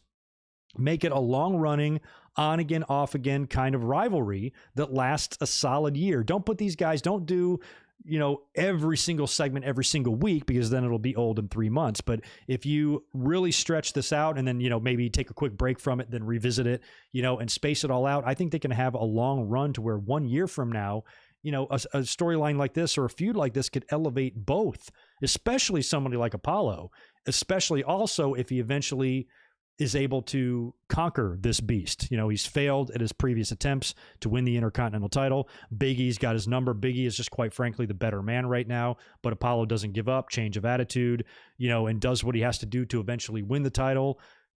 I think something like that might be fun. I don't know if I want to see all the little contests, because didn't Matt and MVP have all these like little funny contests, drinking contests, eating contests? I don't think we need to be doing all that, but in terms of, just a long running rivalry with Apollo, on his quest to win this title, I think might be a little bit fun. And I think if I remember right, MVP and Matt Hardy teamed up for a bit. Weren't they like on the same page for a while too? So it's not really the same thing, but just in terms of the longevity and how far I think the angle can go, I'm cool with this one going long, as long as they just don't hammer it and make it old so quick, because Apollo and who else? Apollo and somebody else on Raw was like wrestling the Hurt Business, I don't know, 18 straight weeks in a row or something like that. So let's not be crazy with it, but I think something long-term could be fun with those two. So we'll keep our eye on it. I like Apollo a lot, and I feel like he's coming into his own a little bit. We had our Messiah, our Friday Night Messiah, or whatever the hell he's calling himself now. Seth Rollins is back. He returned back at the Royal Rumble, I believe, and they had announced his return for Friday's SmackDown here. He was going to cut a promo in the ring with all of the talent surrounding the ring. So talent was out there for Seth Rollins' big return. Came out there all leathered up. He must have been hot as hell. Leather pants, leather shirt, leather tie, leather jacket, leather glove. Everything is leather on him. I thought it was hilarious. They probably have always done this. I've just never noticed it. On his SmackDown graphics or the lower third shit, they've got among his accomplishments engaged to Becky Lynch on there. I just found that hilarious. I'm like, yeah, we know. Why is that on his career highlights? Engaged to Becky Lynch. I guess it is a career highlight. Who knows? But anyway, he's back now. He comes out to the ring. He's got all the roster around the ring to listen to his promo. And it's just exactly what we'd expect from this type of conceited, arrogant, delusional Seth that we saw all last year and everything. So he says that he's the leader that SmackDown needs and that everybody needs to accept him as their leader. And the sooner they do that, the better off they'll be. And as soon as he starts sucking his own dick one by one, the talent just starts like, fuck this, which is kind of weird because I don't know why they were out there anyway, unless they explained something on commentary saying that management insisted or demanded that the talent be out there for that. I don't know why they would all listen to Seth and say, oh, okay, I'll go out there and listen to you talk. Like if I'm in the locker room, Sasha Banks was out there. You know, if I'm one of these talents and I got a title and I'm a champion in the company, I'm like, what? Seth wants me outside there on the outside of the ring? Fuck him. Tell him to come back here and talk to me. If he wants to talk to me. That's the way I would be. So I was surprised that the talent was actually out there for that, but they didn't let them, ramble on for too long. They started leaving one by one. The only person that didn't leave was Cesaro. Okay. Cesaro doesn't leave right away. But as Seth says, I knew you're smarter than the others or whatever. And then again, starts just telling Cesaro, just be my slave and everything will be fine. And then Cesaro's like, nah, I'm going to get out of here. He starts to leave as well. And that's when Seth attacks him from behind, clips his knee out from under him in the aisleway, unleashes a beatdown on him. And Cesaro's got to wrestle later. Cesaro is in the main event with Daniel Bryan taking on Rude and Ziggler for an opportunity to get in the chamber. So Seth, you're assuming as you're watching it, this is going to be a way to advance Rude and Ziggler into the match. And that was my first thought last night. I'm like, oh, fuck. That means either Cesaro is going to be knocked out of the match or he's not going to be 100% and they're going to lose because of that. And, that sucks because I'd much rather get Cesaro and Daniel Bryan in the chamber than Rude and Ziggler. So either way, though, that looks like now we're going to be getting what? A little Seth Rollins and Cesaro program? Sure. I'll take a couple of helpings of that. I'll be happy to. Those matches will be good. And unlike previous years where I'm sure they've wrestled a million times, but the matches have never really meant anything. If you're starting to actually push Cesaro and trying to present him on the same level as Seth, then you might have something here. So I'm interested to see where this goes. And hopefully it will lead to some sort of a big match at WrestleMania for Cesaro. And it might be against Seth Rollins. Who knows? I feel like we got a ways to go still. They could do that at Fastlane or something, but we saw Seth take on Kevin Owens last year at WrestleMania. Owens beat him. Maybe Seth works with Cesaro this year. Either way, though, I think Seth might be due for a WrestleMania victory. I think, but I don't know. I could be wrong. We'll see. But either way, if they do wind up setting up a little program between Seth and Cesaro, I am into that. We had Bayley taking on Liv Morgan, and Bayley wound up winning this match with more help from Billie Kay, who just constantly is fucking up. Ruby Riott kind of fucked up a little bit too in this. Liv Morgan took I think it was Liv, just took a hellacious dive on the outside of the ring, and so did Dominic. I forgot to mention the Dominic dive. So Dominic and Liv Morgan both nearly killed themselves on SmackDown last night. Dominic especially went right into the announce table, and Liv did not land that comfortably either. So I hope my sister is okay. In the end, Bayley got the win there. And I don't know, Bayley, did she cut a promo before she came out there? I can't remember. But, I wouldn't rule out Bayley either for WrestleMania. They might still do a triple threat option there. And I'm assuming we're getting a women's chamber, aren't we? But I don't know what that's going to mean. I think they better figure it out. Elimination Chamber is in 1 week, I guess. Maybe they're not going to do one. What do you got? What's happening? What's happening at the Elimination Chamber? Is it going to be two only? The two men's matches? Or are we going to get a women's match? Because I would think that one of these damn Elimination Chamber matches needs to determine a WrestleMania opponent. What the fuck is the point of these things if no matches are going to be determined that way? Like if you have this whole Elimination Chamber pay-per-view and they don't use any of these matches to determine a WrestleMania opponent, what the hell? So I'm assuming maybe the women they'll do an Elimination Chamber match and that person will face Asuka or something. But hell, they already have, I think, Lacey and Charlotte scheduled for Chamber and all this shit. So I don't know. Or no, I'm sorry, Lacey and Asuka in the Chamber. So I'm not sure. I guess they're going to have to set up a women's chamber on Raw or something, but they better get on the ball here. I didn't really pay much attention to the Otis and Chad Gable and Street Profits match. I didn't care much about that. Profits won, though, right? I think they were dancing around with Sasha Banks at the end of the match or something, I think. Is that how that went? But we also got a Sasha Banks promo. And that's when they did the Nia Jax and Shayna Baszler stuff. Bianca Belair comes out to Sasha. They tease more between the two of them. And then Nia Jax and Shayna Baszler come out there, women's tag team champions. I suppose they were attempting to capitalize on Nia Jax screaming about her hole because they showed a replay of it. But then all we had was like a little scuffle between them, and then the heels retreated. They did nothing to capitalize on this, nothing to make it funnier. it was just nothing. It was a whole lot of nothing. I don't understand what the point of that even was. And I guess still no official announcement from Bianca Belair either. But I think Bianca and Sasha, even though as of right now it's kind of a babyface deal, that would be good. I'm into that match. I think it could be a lot of fun, but we'll see. That leaves us with the main event. We'll just mention that briefly. Daniel Bryan and Cesaro taking on Dolph Ziggler and Bobby Roode. And Cesaro and Daniel Bryan won this match. Cesaro taps out Dolph Ziggler in the sharpshooter to end the match. So that was a big surprise to me and a relief because I'd rather see Bryan and Cesaro in the chamber than those other two. So the fact that Cesaro took that ass kicking from Seth Rollins earlier on, still hooked in the sharpshooter to end the match in the main event was pretty good. After the match, Sami Zayn, Baron Corbin, and Jey Uso run out. Big brawl. Kevin Owens shows up. Music hits, comes out, stuns everybody as the show goes off the air. So how cool is that? You had the ending, you had the finish of the main event with a sharpshooter, and then you had the show going off the air with Kevin Owens stunning the world. I feel like Kevin Owens should be the guy to win the chamber match and face Roman Reigns one more time because he'll be spent, especially if they do something like where Owens is like one of the first two and then he lasts all the way to the end and he somehow survives. And then Roman just barely has to come in there and just, clean up the mess, but maybe Owens still tries to continue to fight. And, in the end, Roman just looks like an asshole heel, and maybe he can. That might be fun too, especially if they do the Raw main event or they do the Raw match before, and let's say Drew retains or whatever the hell happens there happens. And whatever that is, it makes Edge say, okay, I want to challenge Roman. And then they do the Roman match later on, like in the main event. And then maybe you have Kevin Owens win the chamber, but he's beaten. He might even be bloodied. And Roman then gets to come in there and toy with him and mess with him. I don't know, and then maybe beats him and retains the title, and he's got all this heel heat, and then maybe Edge sneaks in from behind and hits Roman Reigns with a spear, and the show goes off the air with Edge standing over Roman's body, holding up the Universal title, signifying and solidifying the fact that he's going to be challenging Roman Reigns at WrestleMania. They could do it that way. I could see that happening, but I think this is all set up for probably Kevin Owens to win again, because any of these other guys.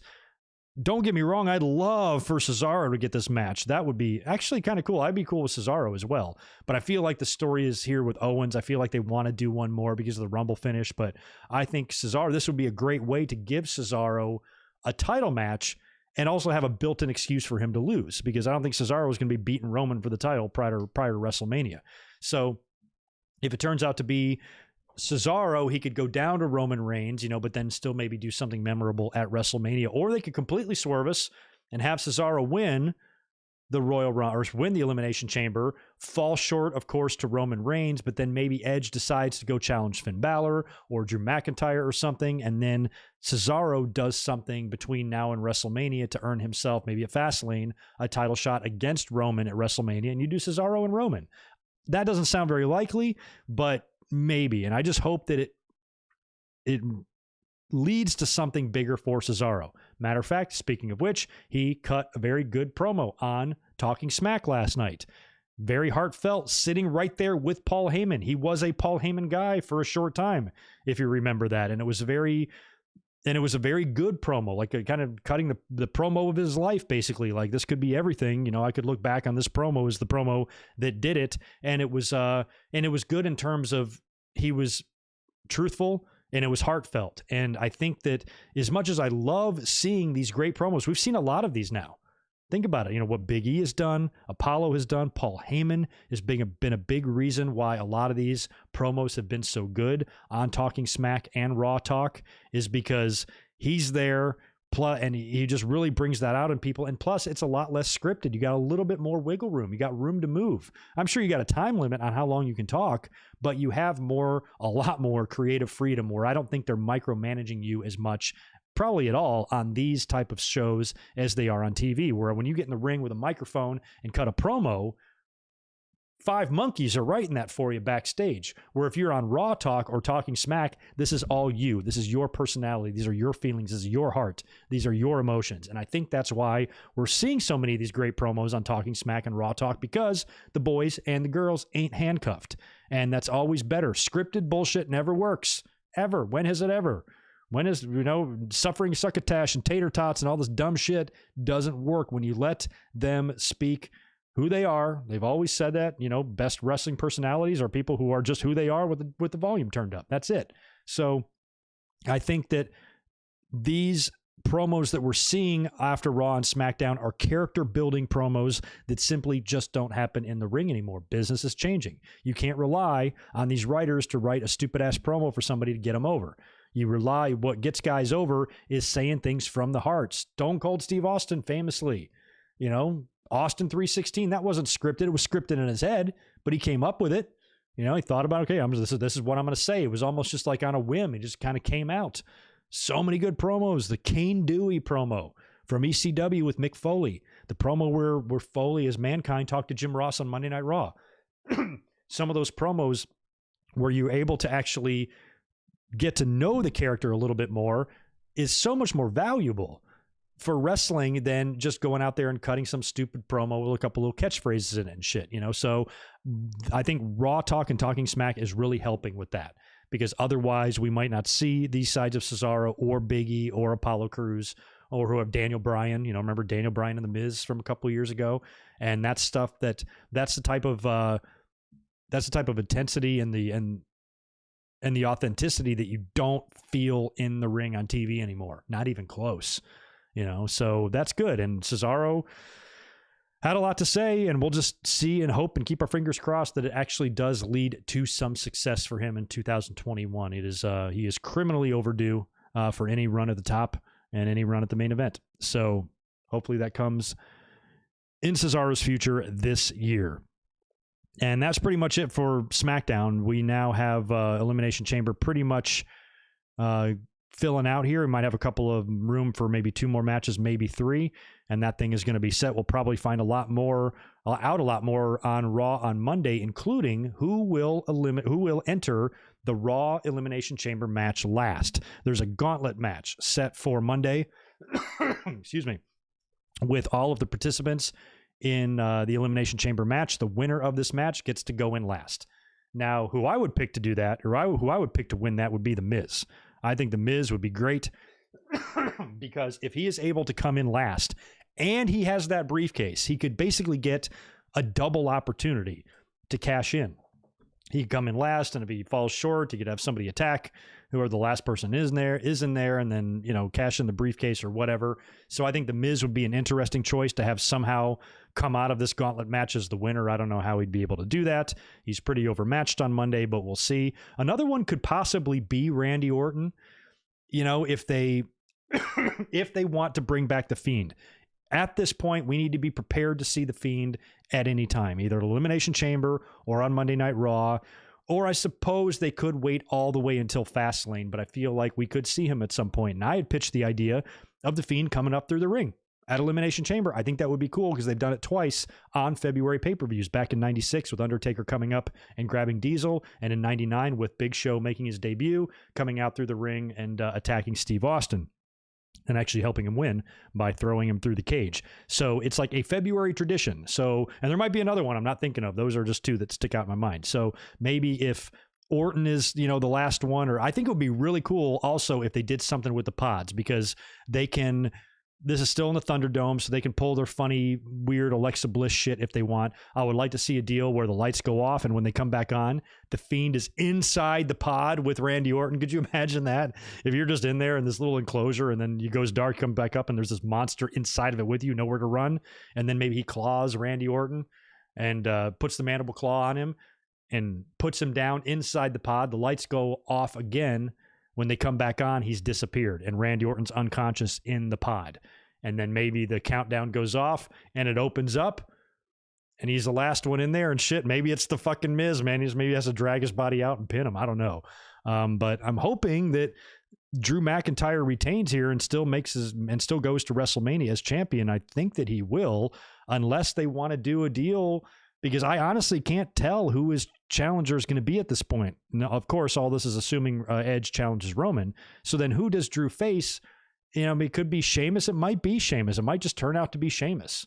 that he faces at WrestleMania, which is fine, but they might also want to, maybe they want to give him what he lost last year. The deck is stacked against our man Drew right now. You know, you got 5 opponents, and one of these motherfuckers has a briefcase. So essentially, you have 6 opponents. You might have to survive 2 matches here. And if there's ever a time to where it's stacked so hard against Drew that you could probably afford to take the title off him without burying him or anything like that, you know, and maybe you do that here and allowing him to regain the title at WrestleMania and get the moment he didn't get last year, maybe. At least that way we'd get a title change that way, because I think Roman's going to retain his. So if you take the belt off Drew now, he could essentially maybe win it back at WrestleMania. I don't know. That's probably pretty far-fetched, but it could happen.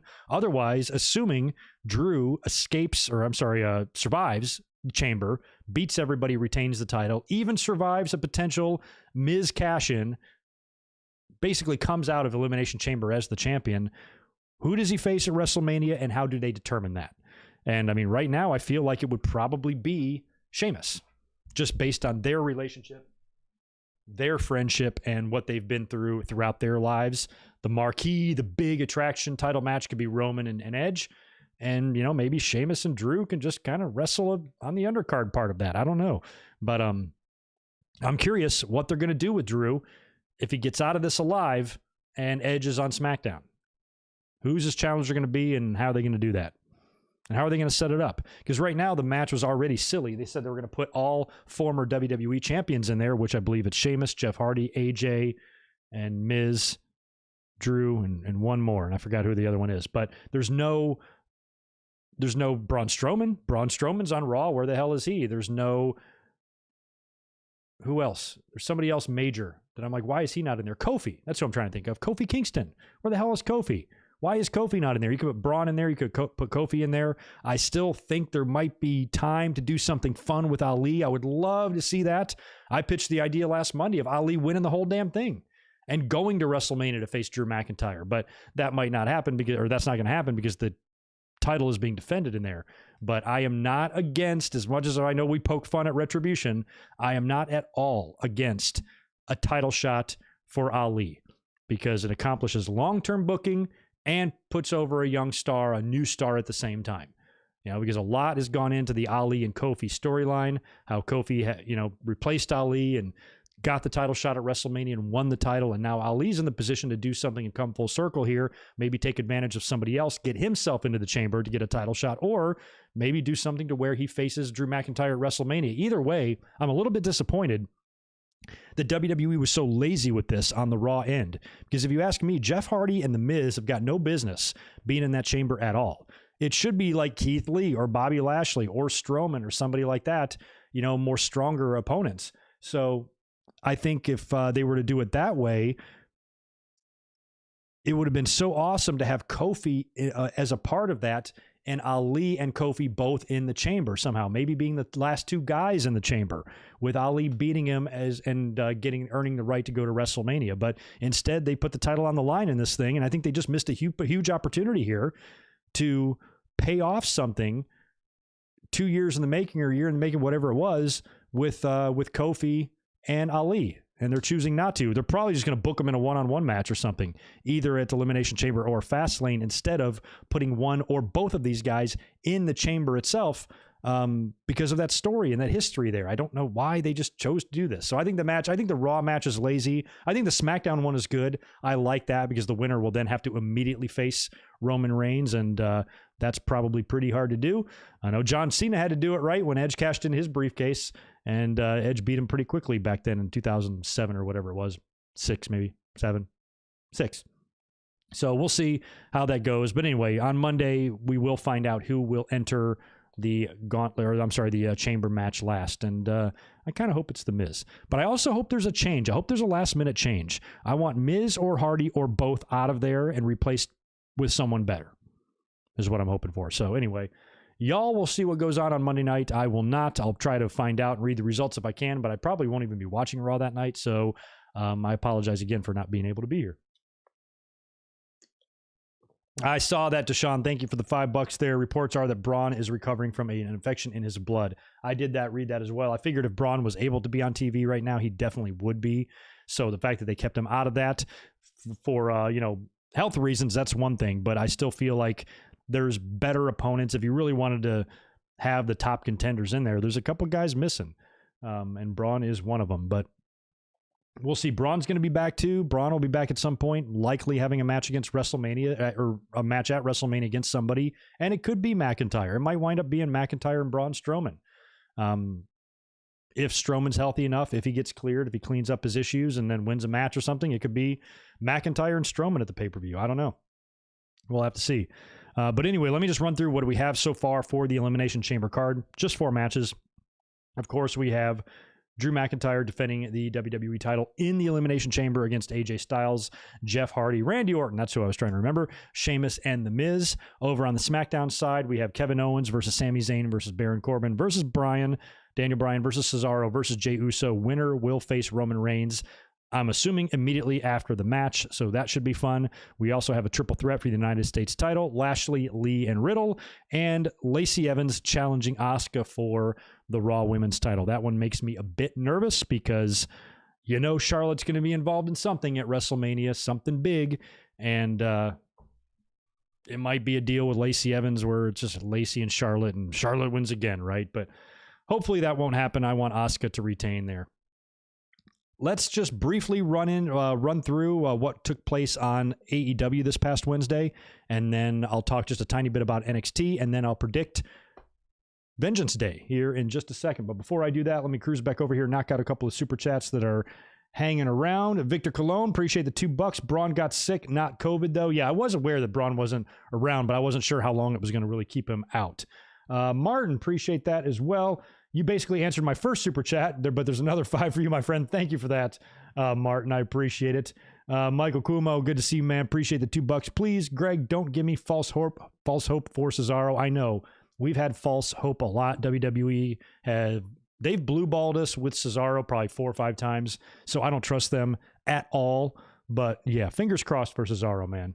There's the other one from you, Martin. Appreciate that. Hi, Greg. Loving the show. Don't forget Alexa or Fiend possibly interfering to get Orton in the Raw Chamber match. Yes, I think that will definitely be a good opportunity for them to do their freaky shit because you can edit it, you can do the Theo, you can do transformations and magic tricks and lightning bolts and all that crap. And I think a really cool idea is to have the Fiend appear inside the pod with Randy and put him down and then just disappear. That would be great stuff. I'd be into that. There's another $5 from you, Deshaun, as well. I appreciate that, man. What's up, Greg? Just got off work. I hope you had an awesome weekend. I'm so glad you're off, man. I'm getting ready to go to work. I got to leave here in 30 minutes. We can only talk for 30 more minutes, and I got to roll out of here and head to my job. But I'm glad you're off for the rest of the Saturday night, and make sure you're here tomorrow for Vengeance Day results and review. Should be fun. Smash that like button if you guys don't mind, if you're here hanging out. And I'd appreciate that as well. Dynamite this week. By the way, let's get into the ratings for Wednesday night. Feels like things are plateauing. A lot of these ratings have looked very similar in the past couple of weeks. These both look down for both shows. AEW comes in with 741,000 viewers to NXT's 558,000. So another victory for AEW, but those numbers are not spectacular. I still have this lingering cough from a couple of weeks ago. I apologize, guys. But anyway, we'll run through briefly here what took place on Dynamite. It was a pretty fun show. Opening match was a lot of fun. Darby Allin defeating Joey Janela there. And Darby would have a rough night, as we'll talk about in a minute. Jon Moxley promo after that. Just so cool and like just surreal. Just so awesome just to see a title belt from another promotion, on TV. And we've been seeing a lot of that lately with the NWA and the Impact stuff. But Moxley with the New Japan United States title was pretty damn awesome. He says that Kenta looks like a dork with that briefcase, that he's got, and I believe the match is going to take place on March 26th, I believe, and that's going to be a lot of fun. Assumingly, that's going to be where Moxley drops the belt to Kenta. Probably going to have a whole lot of outside interference there and Bullet Club stuff and all that nonsense going on, and the two of them would be involved in a great Dynamite main event. Which was awesome. The most intriguing thing that took place on the show to me was what was going on with Inner Circle. they got all sorts of problems right now, as we've seen.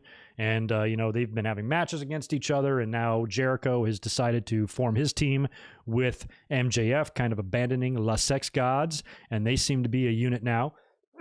Sammy Guevara and MJF do not get along. Sammy has been very anti-MJF ever since his induction into the Inner Circle started. And there's a backstage segment between the two in the dressing room, which I liked, where Sammy and MJF are talking, and MJF kind of pulls out his phone and it makes a little beeping noise or whatever. And Sammy's like, "What the fuck? You're recording me?" And he grabs the phone, he smashes it on the wall and hits MJF with a pretty good looking punch to the gut. MJF goes down like a ton of bricks. That was good stuff. So Sammy's pissed off. Now later on, MJF has got to go to the ring with Jericho to take on the Acclaimed in a tag team match. Jericho and MJF win. Jericho hits the Judas effect on one of those guys for the win. But after the match, as the Inner Circle guys are out there, Sammy Guevara comes out to the ring. By the way, shout out to Sammy's awesome woman shirt. Loved that. Gets on the mic and tells Jericho that he's quitting the Inner Circle. He goes, "I told you, if one more thing happens with this asshole, I'm out of here. I will walk." Do you think I was playing? So basically, he said, "I told you I can't, I'm not, if anything else happens with MJF, I'm out of here." And he quits. And Jericho's like, "Oh, come on, Sammy, where are you going?" And he just quits, gets on the mic, quits, and just leaves. And that was it. So that got my wheels turning, because I'm like, okay, now Sammy Guevara's out of the Inner Circle, assumingly he's voluntarily left the faction. And I've been talking all the way back since, when did the Le Dinner Debonair happen? Whenever the fuck that was, on the podcast, I'm like, this whole thing is some sort of a ruse or something. And MJF is... He's hatching this plan to take over the Inner Circle. And I think in the end, what's going to happen is the Inner Circle members are going to form around MJF because they've maybe lost confidence in Jericho. He lost the title last year and lost a couple of other matches. He's got that dad bod going on and all that shit. So maybe they just are a little bit fed up with Jericho. And then, like the Nation and the Rock, it's a Farouk Rock thing. Jericho is Farouk and MJF is The Rock. And it's going to be a similar deal, like where they turn on Jericho and then Jericho can have a little quick babyface run before he maybe retires. I mean, he's like 51 years old. So I think Jericho might want to spend at least a little bit of time as a babyface in AEW before his career is over. So I've been calling for this forever, but now you start factoring the Sammy Guevara stuff. And I'm wondering, you guys tell me, do you think it's possible? I do. That MJF and Sammy Guevara are in on this together the whole time. They're staging all of this. They're staging this dissension. They're staging these problems and this drama between the two of them. And it's all some big elaborate fan to boot Jericho out of the Inner Circle. But again, there might be a power struggle there. Maybe Sammy is willing to concede and allow MJF to be the leader of the Inner Circle. And all of these little outbursts between the two and these problems they're having, is all just done for the camera and all done as a way to trick Chris Jericho to where it all becomes apparent. Jericho's been the victim of this shit before. I think back to the Festival of Friendship, and he opened up the gift and he's like, "Oh, wow, a new list. Why is my name on it?" And then boom, knuckle sandwich right to the face. So I'd like to see some sort of a reveal like that, because the reveal in the Festival of Friendship was brilliant, because not much needed to be said. Jericho holds up the list to the camera, and on the back of it, it says list of Kevin Owens. And then you kind of see his face. He kind of realizes it right as it's too late. Like the knuckle is already making contact with the face just as Jericho's realizing, oh, fuck. So I would like to see some kind of a reveal like that, where whatever this plan is, it becomes clear to all of us at the same time. Like none of us know. And then they just do some sort of a segment where you're like, oh, fuck. You know what I mean? Like something like that. Don't telegraph the hell out of it. Like when Moxley pretended to join the Inner Circle, you saw that shit coming from when he was walking down the stairs, because I was like, oh, he's going to take that off to reveal an Inner Circle shirt and the whole deal. Like you could tell what was going to happen. You knew that one of those champagne bottles looked different than the other, which meant that was the one with sugar glass and be smashed over someone's head. So like, don't make it too obvious for it. I want to see some big grand reveal that swerves not only Jericho, but the audience at home. I don't know if they can pull that off here, but it makes me think that maybe MJF and Sammy Guevara are actually in on this together. And we're going to find out what the true motivation was, at some point, maybe at the, at Revolution pay-per-view. So March 7th, I believe that is. So maybe something happens there and Sammy is off TV till then. And then he just turns back up at the pay-per-view and turns on somebody and reveals his plan. I don't know. But it's just an idea I had. And I would love it if that was the case, because I think Sammy and MJF have a fair amount of chemistry together. And they're kind of in similar positions in the company. They're both young. They both are, both about the same size. MJF might be a hair bigger. Both got decent mic skills and stuff. They kind of are the future, and they are, they will be considered, even though they both had runs before getting there, they will probably be looked back at as, kind of homegrown AEW guys and a big part of the company's future going forward. I'm not comparing them to The Rock and Steve Austin, so don't shit your pants or anything, but they do kind of have probably that similar dynamic from a backstage perspective, because even though Austin and Rock were, our friends and everything, they fully admit that there was a little personal. They wanted to one up. They wanted to best the other. They didn't hate each other. They had respect for each other, but they both wanted to be ahead of the other one. And there might be a lot of that professional competition between Sammy and MJF behind the scenes in AEW as well, which can only translate to really good TV. It usually does. So we'll see where that goes, but I kind of think they might be in on it together. Oh, Deadpool. I'd be into that. I'll answer that super chat in a minute. We also had a tag team match. Cody Rhodes and Lee Johnson defeated Peter Avalon and Cesar Bononi, who I've not seen before. This is when they showed Arn Anderson's son, Brock. Arn was out there with Cody. Brock was, I guess, in the front row. Went to ECU. Shout out to ECU. I used to live there. Spent a lot of time on the campus of ECU down in North Kakalaki. And Vince McMahon also went to ECU. So he's a graduate of ECU. He's a Pirate. Oh, man, going to the football games. And, oh, my God. ECU is a party school. If you're young and you live in the Southeast and you want to go somewhere and party a lot, go to ECU. It's easy to get into and you can get fucked up there. Make sure you get good grades, though. That's the only advice I give. Apparently in the match, Cody did suffer a minor shoulder injury. Partial tear to his rotator cuff. Apparently, he's not going to miss any time for that. I've torn my rotator cuff before. It fucking hurts. It sucks. So best of luck to him. But apparently, he's going to be all right there. We had Thunder Rosa defeating Layla Hirsch in the first round of the Women's Eliminator Tournament. This is a 16-woman tournament with a United States side and a Japan side. And this is a pretty good-looking bracket here. I think on the U.S. side, it looks like they're kind of setting up for possibly a Thunder Rosa and Britt Baker final to get, or semifinal to get to the finals. But in order to get to that match, Rosa's going to have to beat, I think, Serena Deeb, who's underneath her in the bracket as well. And she's the current NWA champion. So I don't know if maybe Rosa gets a victory there back on her way, but I think you should do, I guess you don't have to. You could hold off Rosa and Britt Baker for a match that's just outside of the tournament, just a grudge match, but you got them set up there to meet in the semifinals, and I think they probably will. I have no idea who's going to win on the Japan side at all, but that tournament is going on there, or going on currently, and Rosa won her first round match there, but I wouldn't have mind to see them change up the brackets a little bit, maybe put Layla Hirsch with somebody else and have her go over. She's fantastic. She's good. She's 3.5 feet tall and about 150 pounds, real just low center of gravity and tough, and she's a real legit kind of badass wrestler type of chick. I like her a lot, and she's impressive, but she fell short here to Thunder Rosa, but I have a feeling she'll have her day. Layla will see success at some point. Feels like there's no way she won't. We had a pretty funny Good Brothers and Young Bucks promo backstage with that kind of ended with the Bucks announcing that they're going to be taking on Proud and Powerful. They're a little bit bummed or a little bit upset with the Good Brothers, but Good Brothers are really playing it off. The dynamic between these two are so much fun. When I watch Anderson and Gallows, it makes me so mad that WWE never even they never took advantage of how charismatic these guys are, especially Gallows. The best they really did with them was the Southpaw wrestling shit. Like have them do some of that on TV and stuff. They are so funny, in their promos and shit. They even did the New Japan style like press conference after Dynamite or whatever, which was good. So I'm always loving seeing the Good Brothers on TV, and this them hanging around AEW is really cool. We had the Bastard Pack beating up Dan Ryan Nemeth, mostly a squash there. Not much to say there. Dolph's brother got in a couple of moves, maybe a punch and a kick, but not much else other than that. Pac beat his ass pretty good there. So always good to see Pac continue to roll. We had Matt Hardy hooking up with Adam Page at the bar.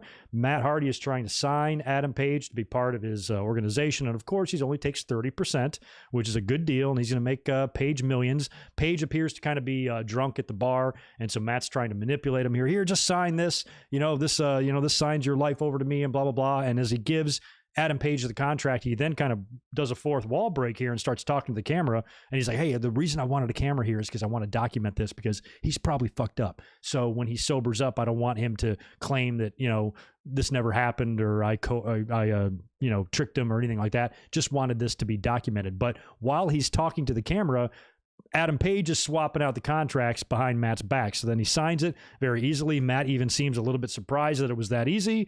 And he gives the contract back to Matt. And Matt's like, okay, I'm going to make you millions and blah, blah, blah. And Matt's all happy. So I don't know what was in that contract and what it says. But it ain't the contract that Matt thought he gave to Adam Page, which was pretty funny. Like that a lot. I like what they're doing with Matt. I guess, the broken Matt thing, I think it was over. It was over by the time they got to AEW. They tried it. A couple of mistakes were made or something, and I think, luckily Matt has a lot of different sides of his personality and a lot of different directions he can go. So that's one good thing about Matt Hardy and a lot of other wrestlers like him that are smart enough to do that, to not put all their gimmick eggs in one gimmick basket. You know what I mean? Like he can go in other directions beyond just heel and babyface. And he's kind of done this big money Matt gimmick before. We've seen this in Impact and stuff. So he is very, very full of himself. There's shades of version 1 Matt in there too. He's a lot of those different characters, lots of parts of them, that comprise who he currently is right now in AEW. And I think that that's awesome when you have that versatility, and a talent. Somebody can go so many different ways. So Matt has been pretty entertaining, and I've probably enjoyed him the most I have yet. Since he's been in AEW, this right now is probably the most entertaining I've found Matt Hardy to be. Man, this was hilarious after this. So anyway, we get a Sting promo, and at first I was like, shit. Because one thing I've noticed about this Sting and Darby Allin and Team Taz angle that they're doing is that it's the same thing every week. Sting comes out, Taz and company on the video wall or whatever, and I kind of thought it was going to be the same deal. So Sting comes out to the ring again, and just like in most cases with this angle, he doesn't get a chance to say a whole lot until Taz interrupts and he's on the Tron again. But this time it's different. They go in a direction I did not see coming. This is fucking hilarious. And Taz is like, "Yo, we got one of your boys, man," and they have kidnapped. I think they kidnapped Marco Stunt got kidnapped too, and they kidnapped Darby Allin. Put him in a body bag, zipped up the body bag. They even almost did like a wide shot so you could see that they weren't like editing it, and they zipped up Darby in the bag. The bag is tied to the back of a car. And then I don't Brian Cage or whoever was driving gets in the car and speeds away, dragging the body bag behind the car on the pavement. So that was awesome. And what is going? You guys realize something? Professional wrestling has now given us a casket driven behind or pulled behind a car and a body bag. Remember the Big Show's dad at the funeral on SmackDown, like 1999, and the Big Boss Man drove up and tied the casket or chained the casket to the hearse and drove and dragging the fucking casket around the cemetery. And now you got poor Darby Allin being dragged behind the back of a car in a body bag, which I hope they were careful. Darby doesn't give a shit. He's a daredevil type of guy. So that was probably just a walk in the park for him, but not something I would want to do. I'm claustrophobic as hell as it is, being zipped in one of those things, being dragged along the pavement while I was in there. That bag would be unusable again because it would be filled with my shit. So anyway, I enjoyed that. That was pretty funny. Got a huge kick out of that. And the very first thing I thought about was Big Show and Big Boss Man from 1999. Main event was pretty good. Oh, before we got to the main event though, they did, Kenny Omega was golfing. I don't know where he was, maybe in North Carolina because that's where he's from. And Alex Marvez shows up there to talk to him a little bit. And he's talking to Alex about, his feud with Moxley and all this shit. And he kind of hits the golf ball first and then starts talking to Marvez. And then in the background, you can see Don Callis and I think the caddy, they pick the ball up and, they're farting around or whatever. And then after Kenny is done talking, he looks at him and he goes, "Did it go in?" They're like, "Yeah, it went in." And so he thinks he made a shot from the fucking bunker. But anyway, that was all very, very funny. And then the main event was tremendous. Falls Count Anywhere match. John Moxley and Lance Archer teaming up, which is a really interesting team because, as Moxley said in his promo earlier on in the night, he's got to team up with somebody to try to kill him just a couple months ago. So it's Moxley and Archer, which I do like the team, against Kenta and Kenny Omega. And Omega, of course, thinks him and Kenta are BFFs. Kenta doesn't give a shit. He just wants Moxley. And this match was so good, and it really put a focus and a highlight on Archer, which was really good because you would think this match is mostly about the other three guys. You got Kenta challenging Moxley soon for the United States title, and you got your world champion in there. You think that Archer was kind of like almost like the odd man out, but he was anything but. That dude was all over the place. He is so good. It's a shame that he's as old as I am, and he's kind of at the end of his career now, because I remember back in like 2005, I thought he sucked. I remember watching him in TNA. I'm like, this guy's terrible, you know, and boy, has he changed my mind. He is so fun to watch, and I really kind of like his reckless. He's a little bit of Brody. He's a little bit of Stan Hansen, and he's just, I just like the way he just runs out there, and he's like, when he starts coming down to the ring, you need to get the fuck out of the way. And he's, for his size and his age, some of the things he's doing off the top rope and stuff is just incredible.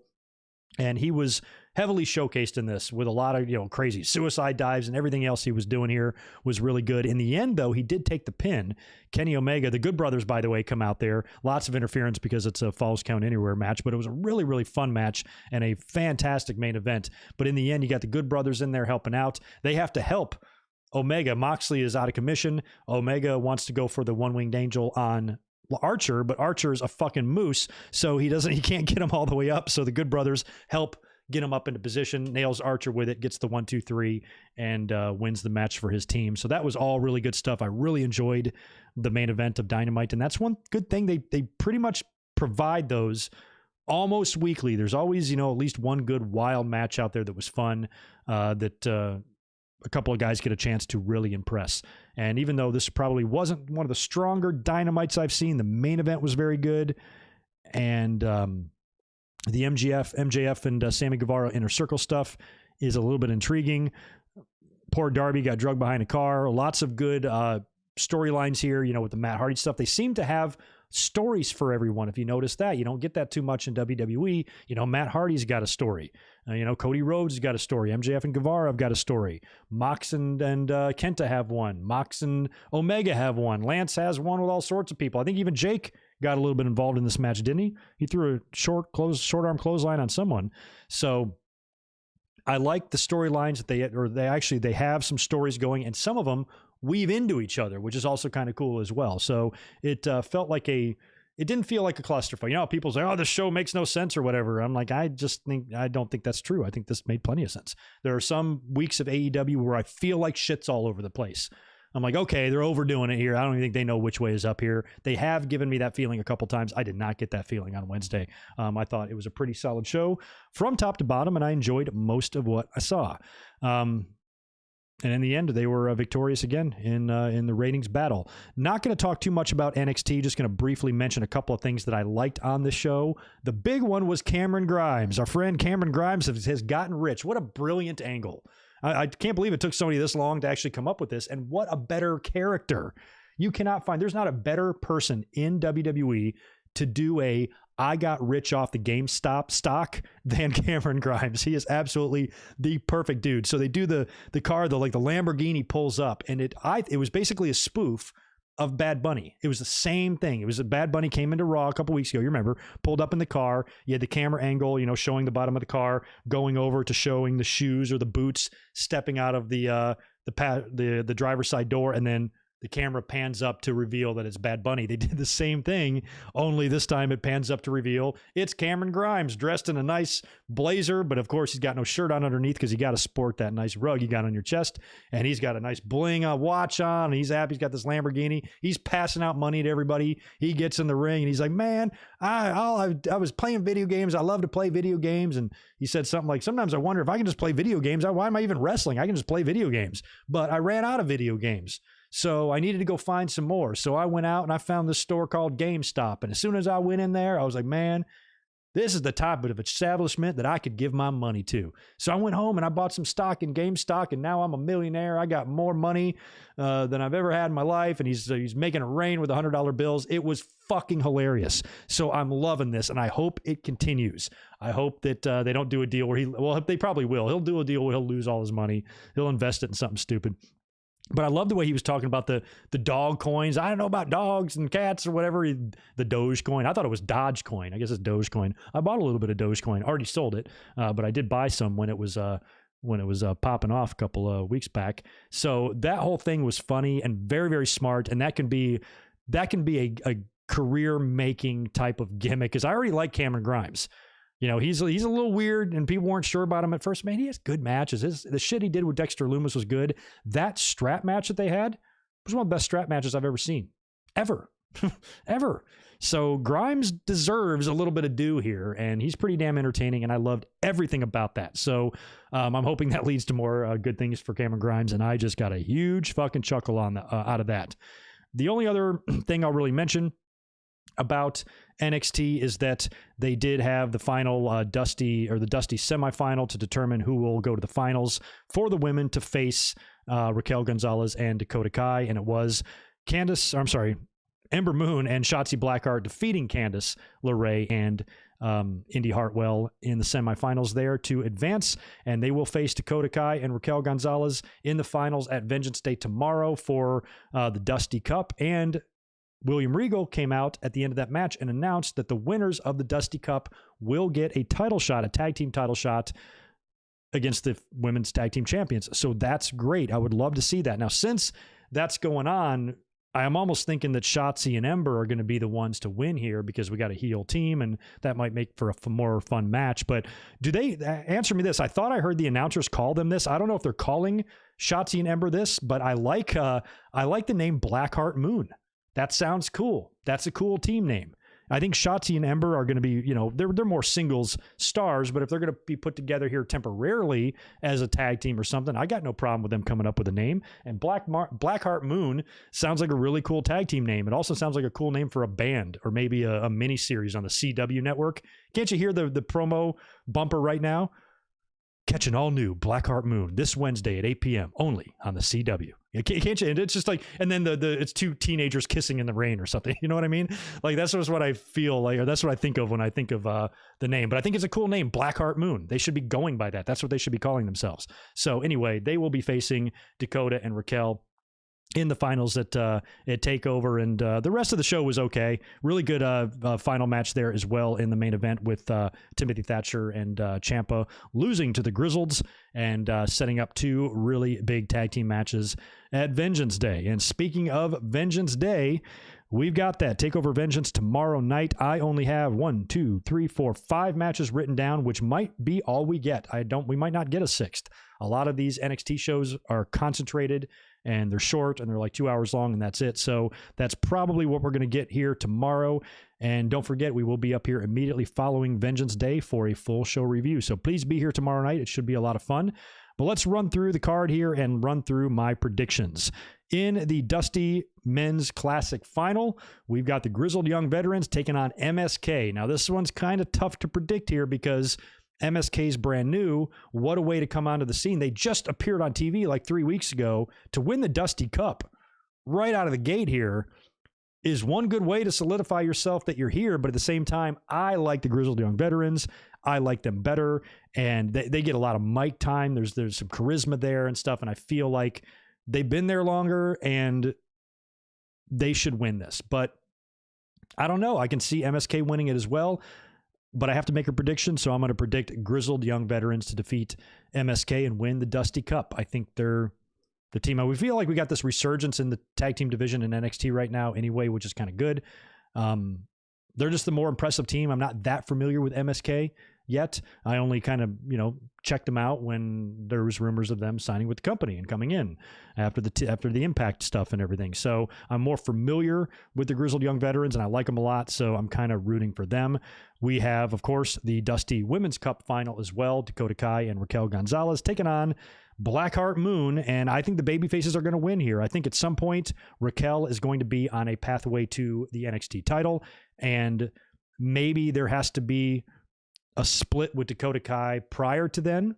I could be wrong. Feels like that's what they could do. And if they do that, this could be a good beginning way to start that split, build that dissension, drive that wedge type of thing, and have Shotzi and Ember win. They're who I want to win because we have Nia Jax and Shayna Baszler as your current tag team champions right now. And even though that match would be interesting to see Nia and Raquel, come face to face, or even Raquel Gonzalez and Shayna Baszler might even be more fun, actually, when you think about it. Ooh, that would be fun. They're both heels, you know what I mean? So, and I think I'm desperate for the tag team titles to be on a team that I like. So far, I haven't liked a single team. Sasha and Bayley I did when they were tag team champions, but I didn't give a shit about the Iconics. Certainly didn't give a shit about Nia Jax and Shayna Baszler, or Charlotte and Asuka for that matter. Like, I think Blackheart Moon would be cool to have tag team champions. Plus, it's an NXT team winning the titles, which would be nice to keep it there for maybe a minute or two. And it would also get Shotzi and Ember up on the main roster. Ember's already been there. Shotzi's been out there for a cup of coffee. It would give them an opportunity to maybe work a match on SmackDown, work a match on Raw. So I hope that not only do they win the tournament and challenge Nia Jax and Shayna Baszler, I hope they beat them. I do. I want to see. I don't want Nia and Shayna going into WrestleMania as the women's tag team champions. I'm tired of them. So if it ain't going to be Dana and Mandy Rose like I thought it was going to be, maybe it can be these two from NXT. I would love to see that. So I'm rooting hard for them, and I'm going to predict Shotzi and Ember to defeat Raquel and Dakota. Women's titles on the line. Io Shirai defending the NXT women's title against Toni Storm and Mercedes Martinez in a triple threat.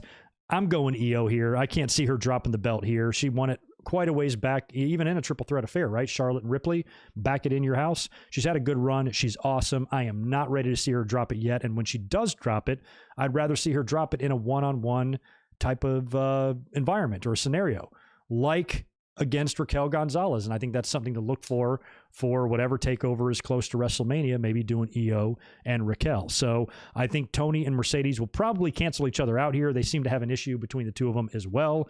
And I think they're going to be so focused on each other that Io is going to be able to retain her title here and win.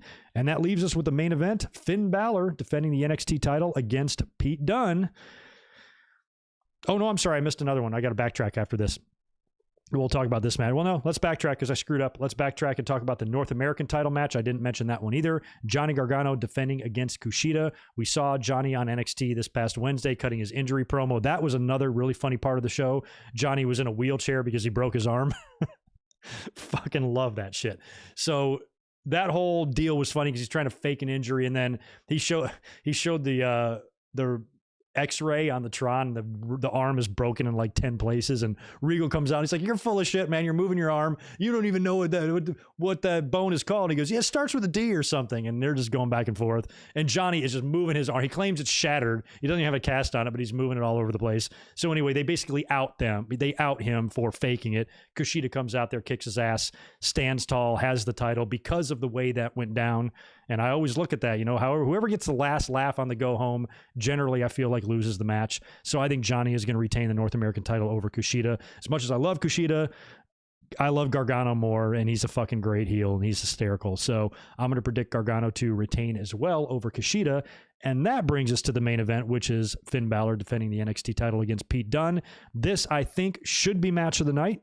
I think Gargano and Kushida could give it a run for its money. I think the men's final and the tags could as well, but I'm banking on Balor and Dunne to be the match of the night. It's going to be hard to top those guys. They are going to beat the shit out of each other, so I just hope they don't break each other's jaw, especially Balor. If you're you got bigger plans around WrestleMania time, let's try to stay healthy, stay careful, don't kill each other.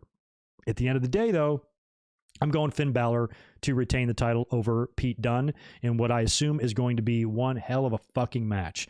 And again, that's 3 title matches with 3 champions retaining. I have no belts changing hands on TakeOver tomorrow. I could be wrong. Kushida could pick up the North American. Io could drop the women's. I just don't see it happening. I think all champions are going to retain tomorrow. And Grizzled Youngs will win the men's. Shotzi and Ember will win the women's.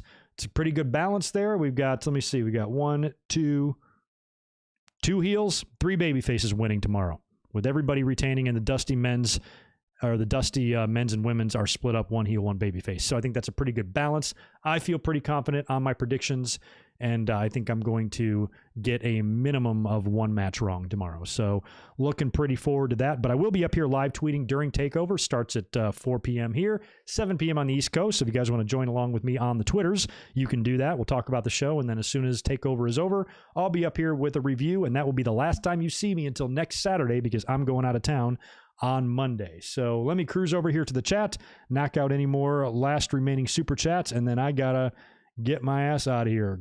Victor, I got yours about Braun. Thanks for the $1, Deadpool316. Appreciate that. And another $5 right behind that from you. Could you do a video on how important Stone Cold was to the wrestling industry?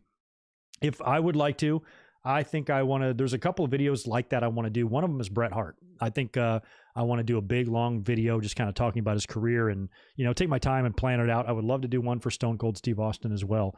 So I will maybe look into that, dude, because I'm starting to think about a few things in terms of that.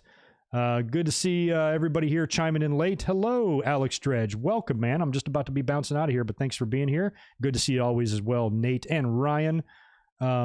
Aren't Lana and Naomi the current number one contenders to the women's tag team titles? Yeah, I think they are. You can have more. You can have more than one number one contenders. Yeah, I don't think the Dusty Cup winners are necessarily the number one contenders.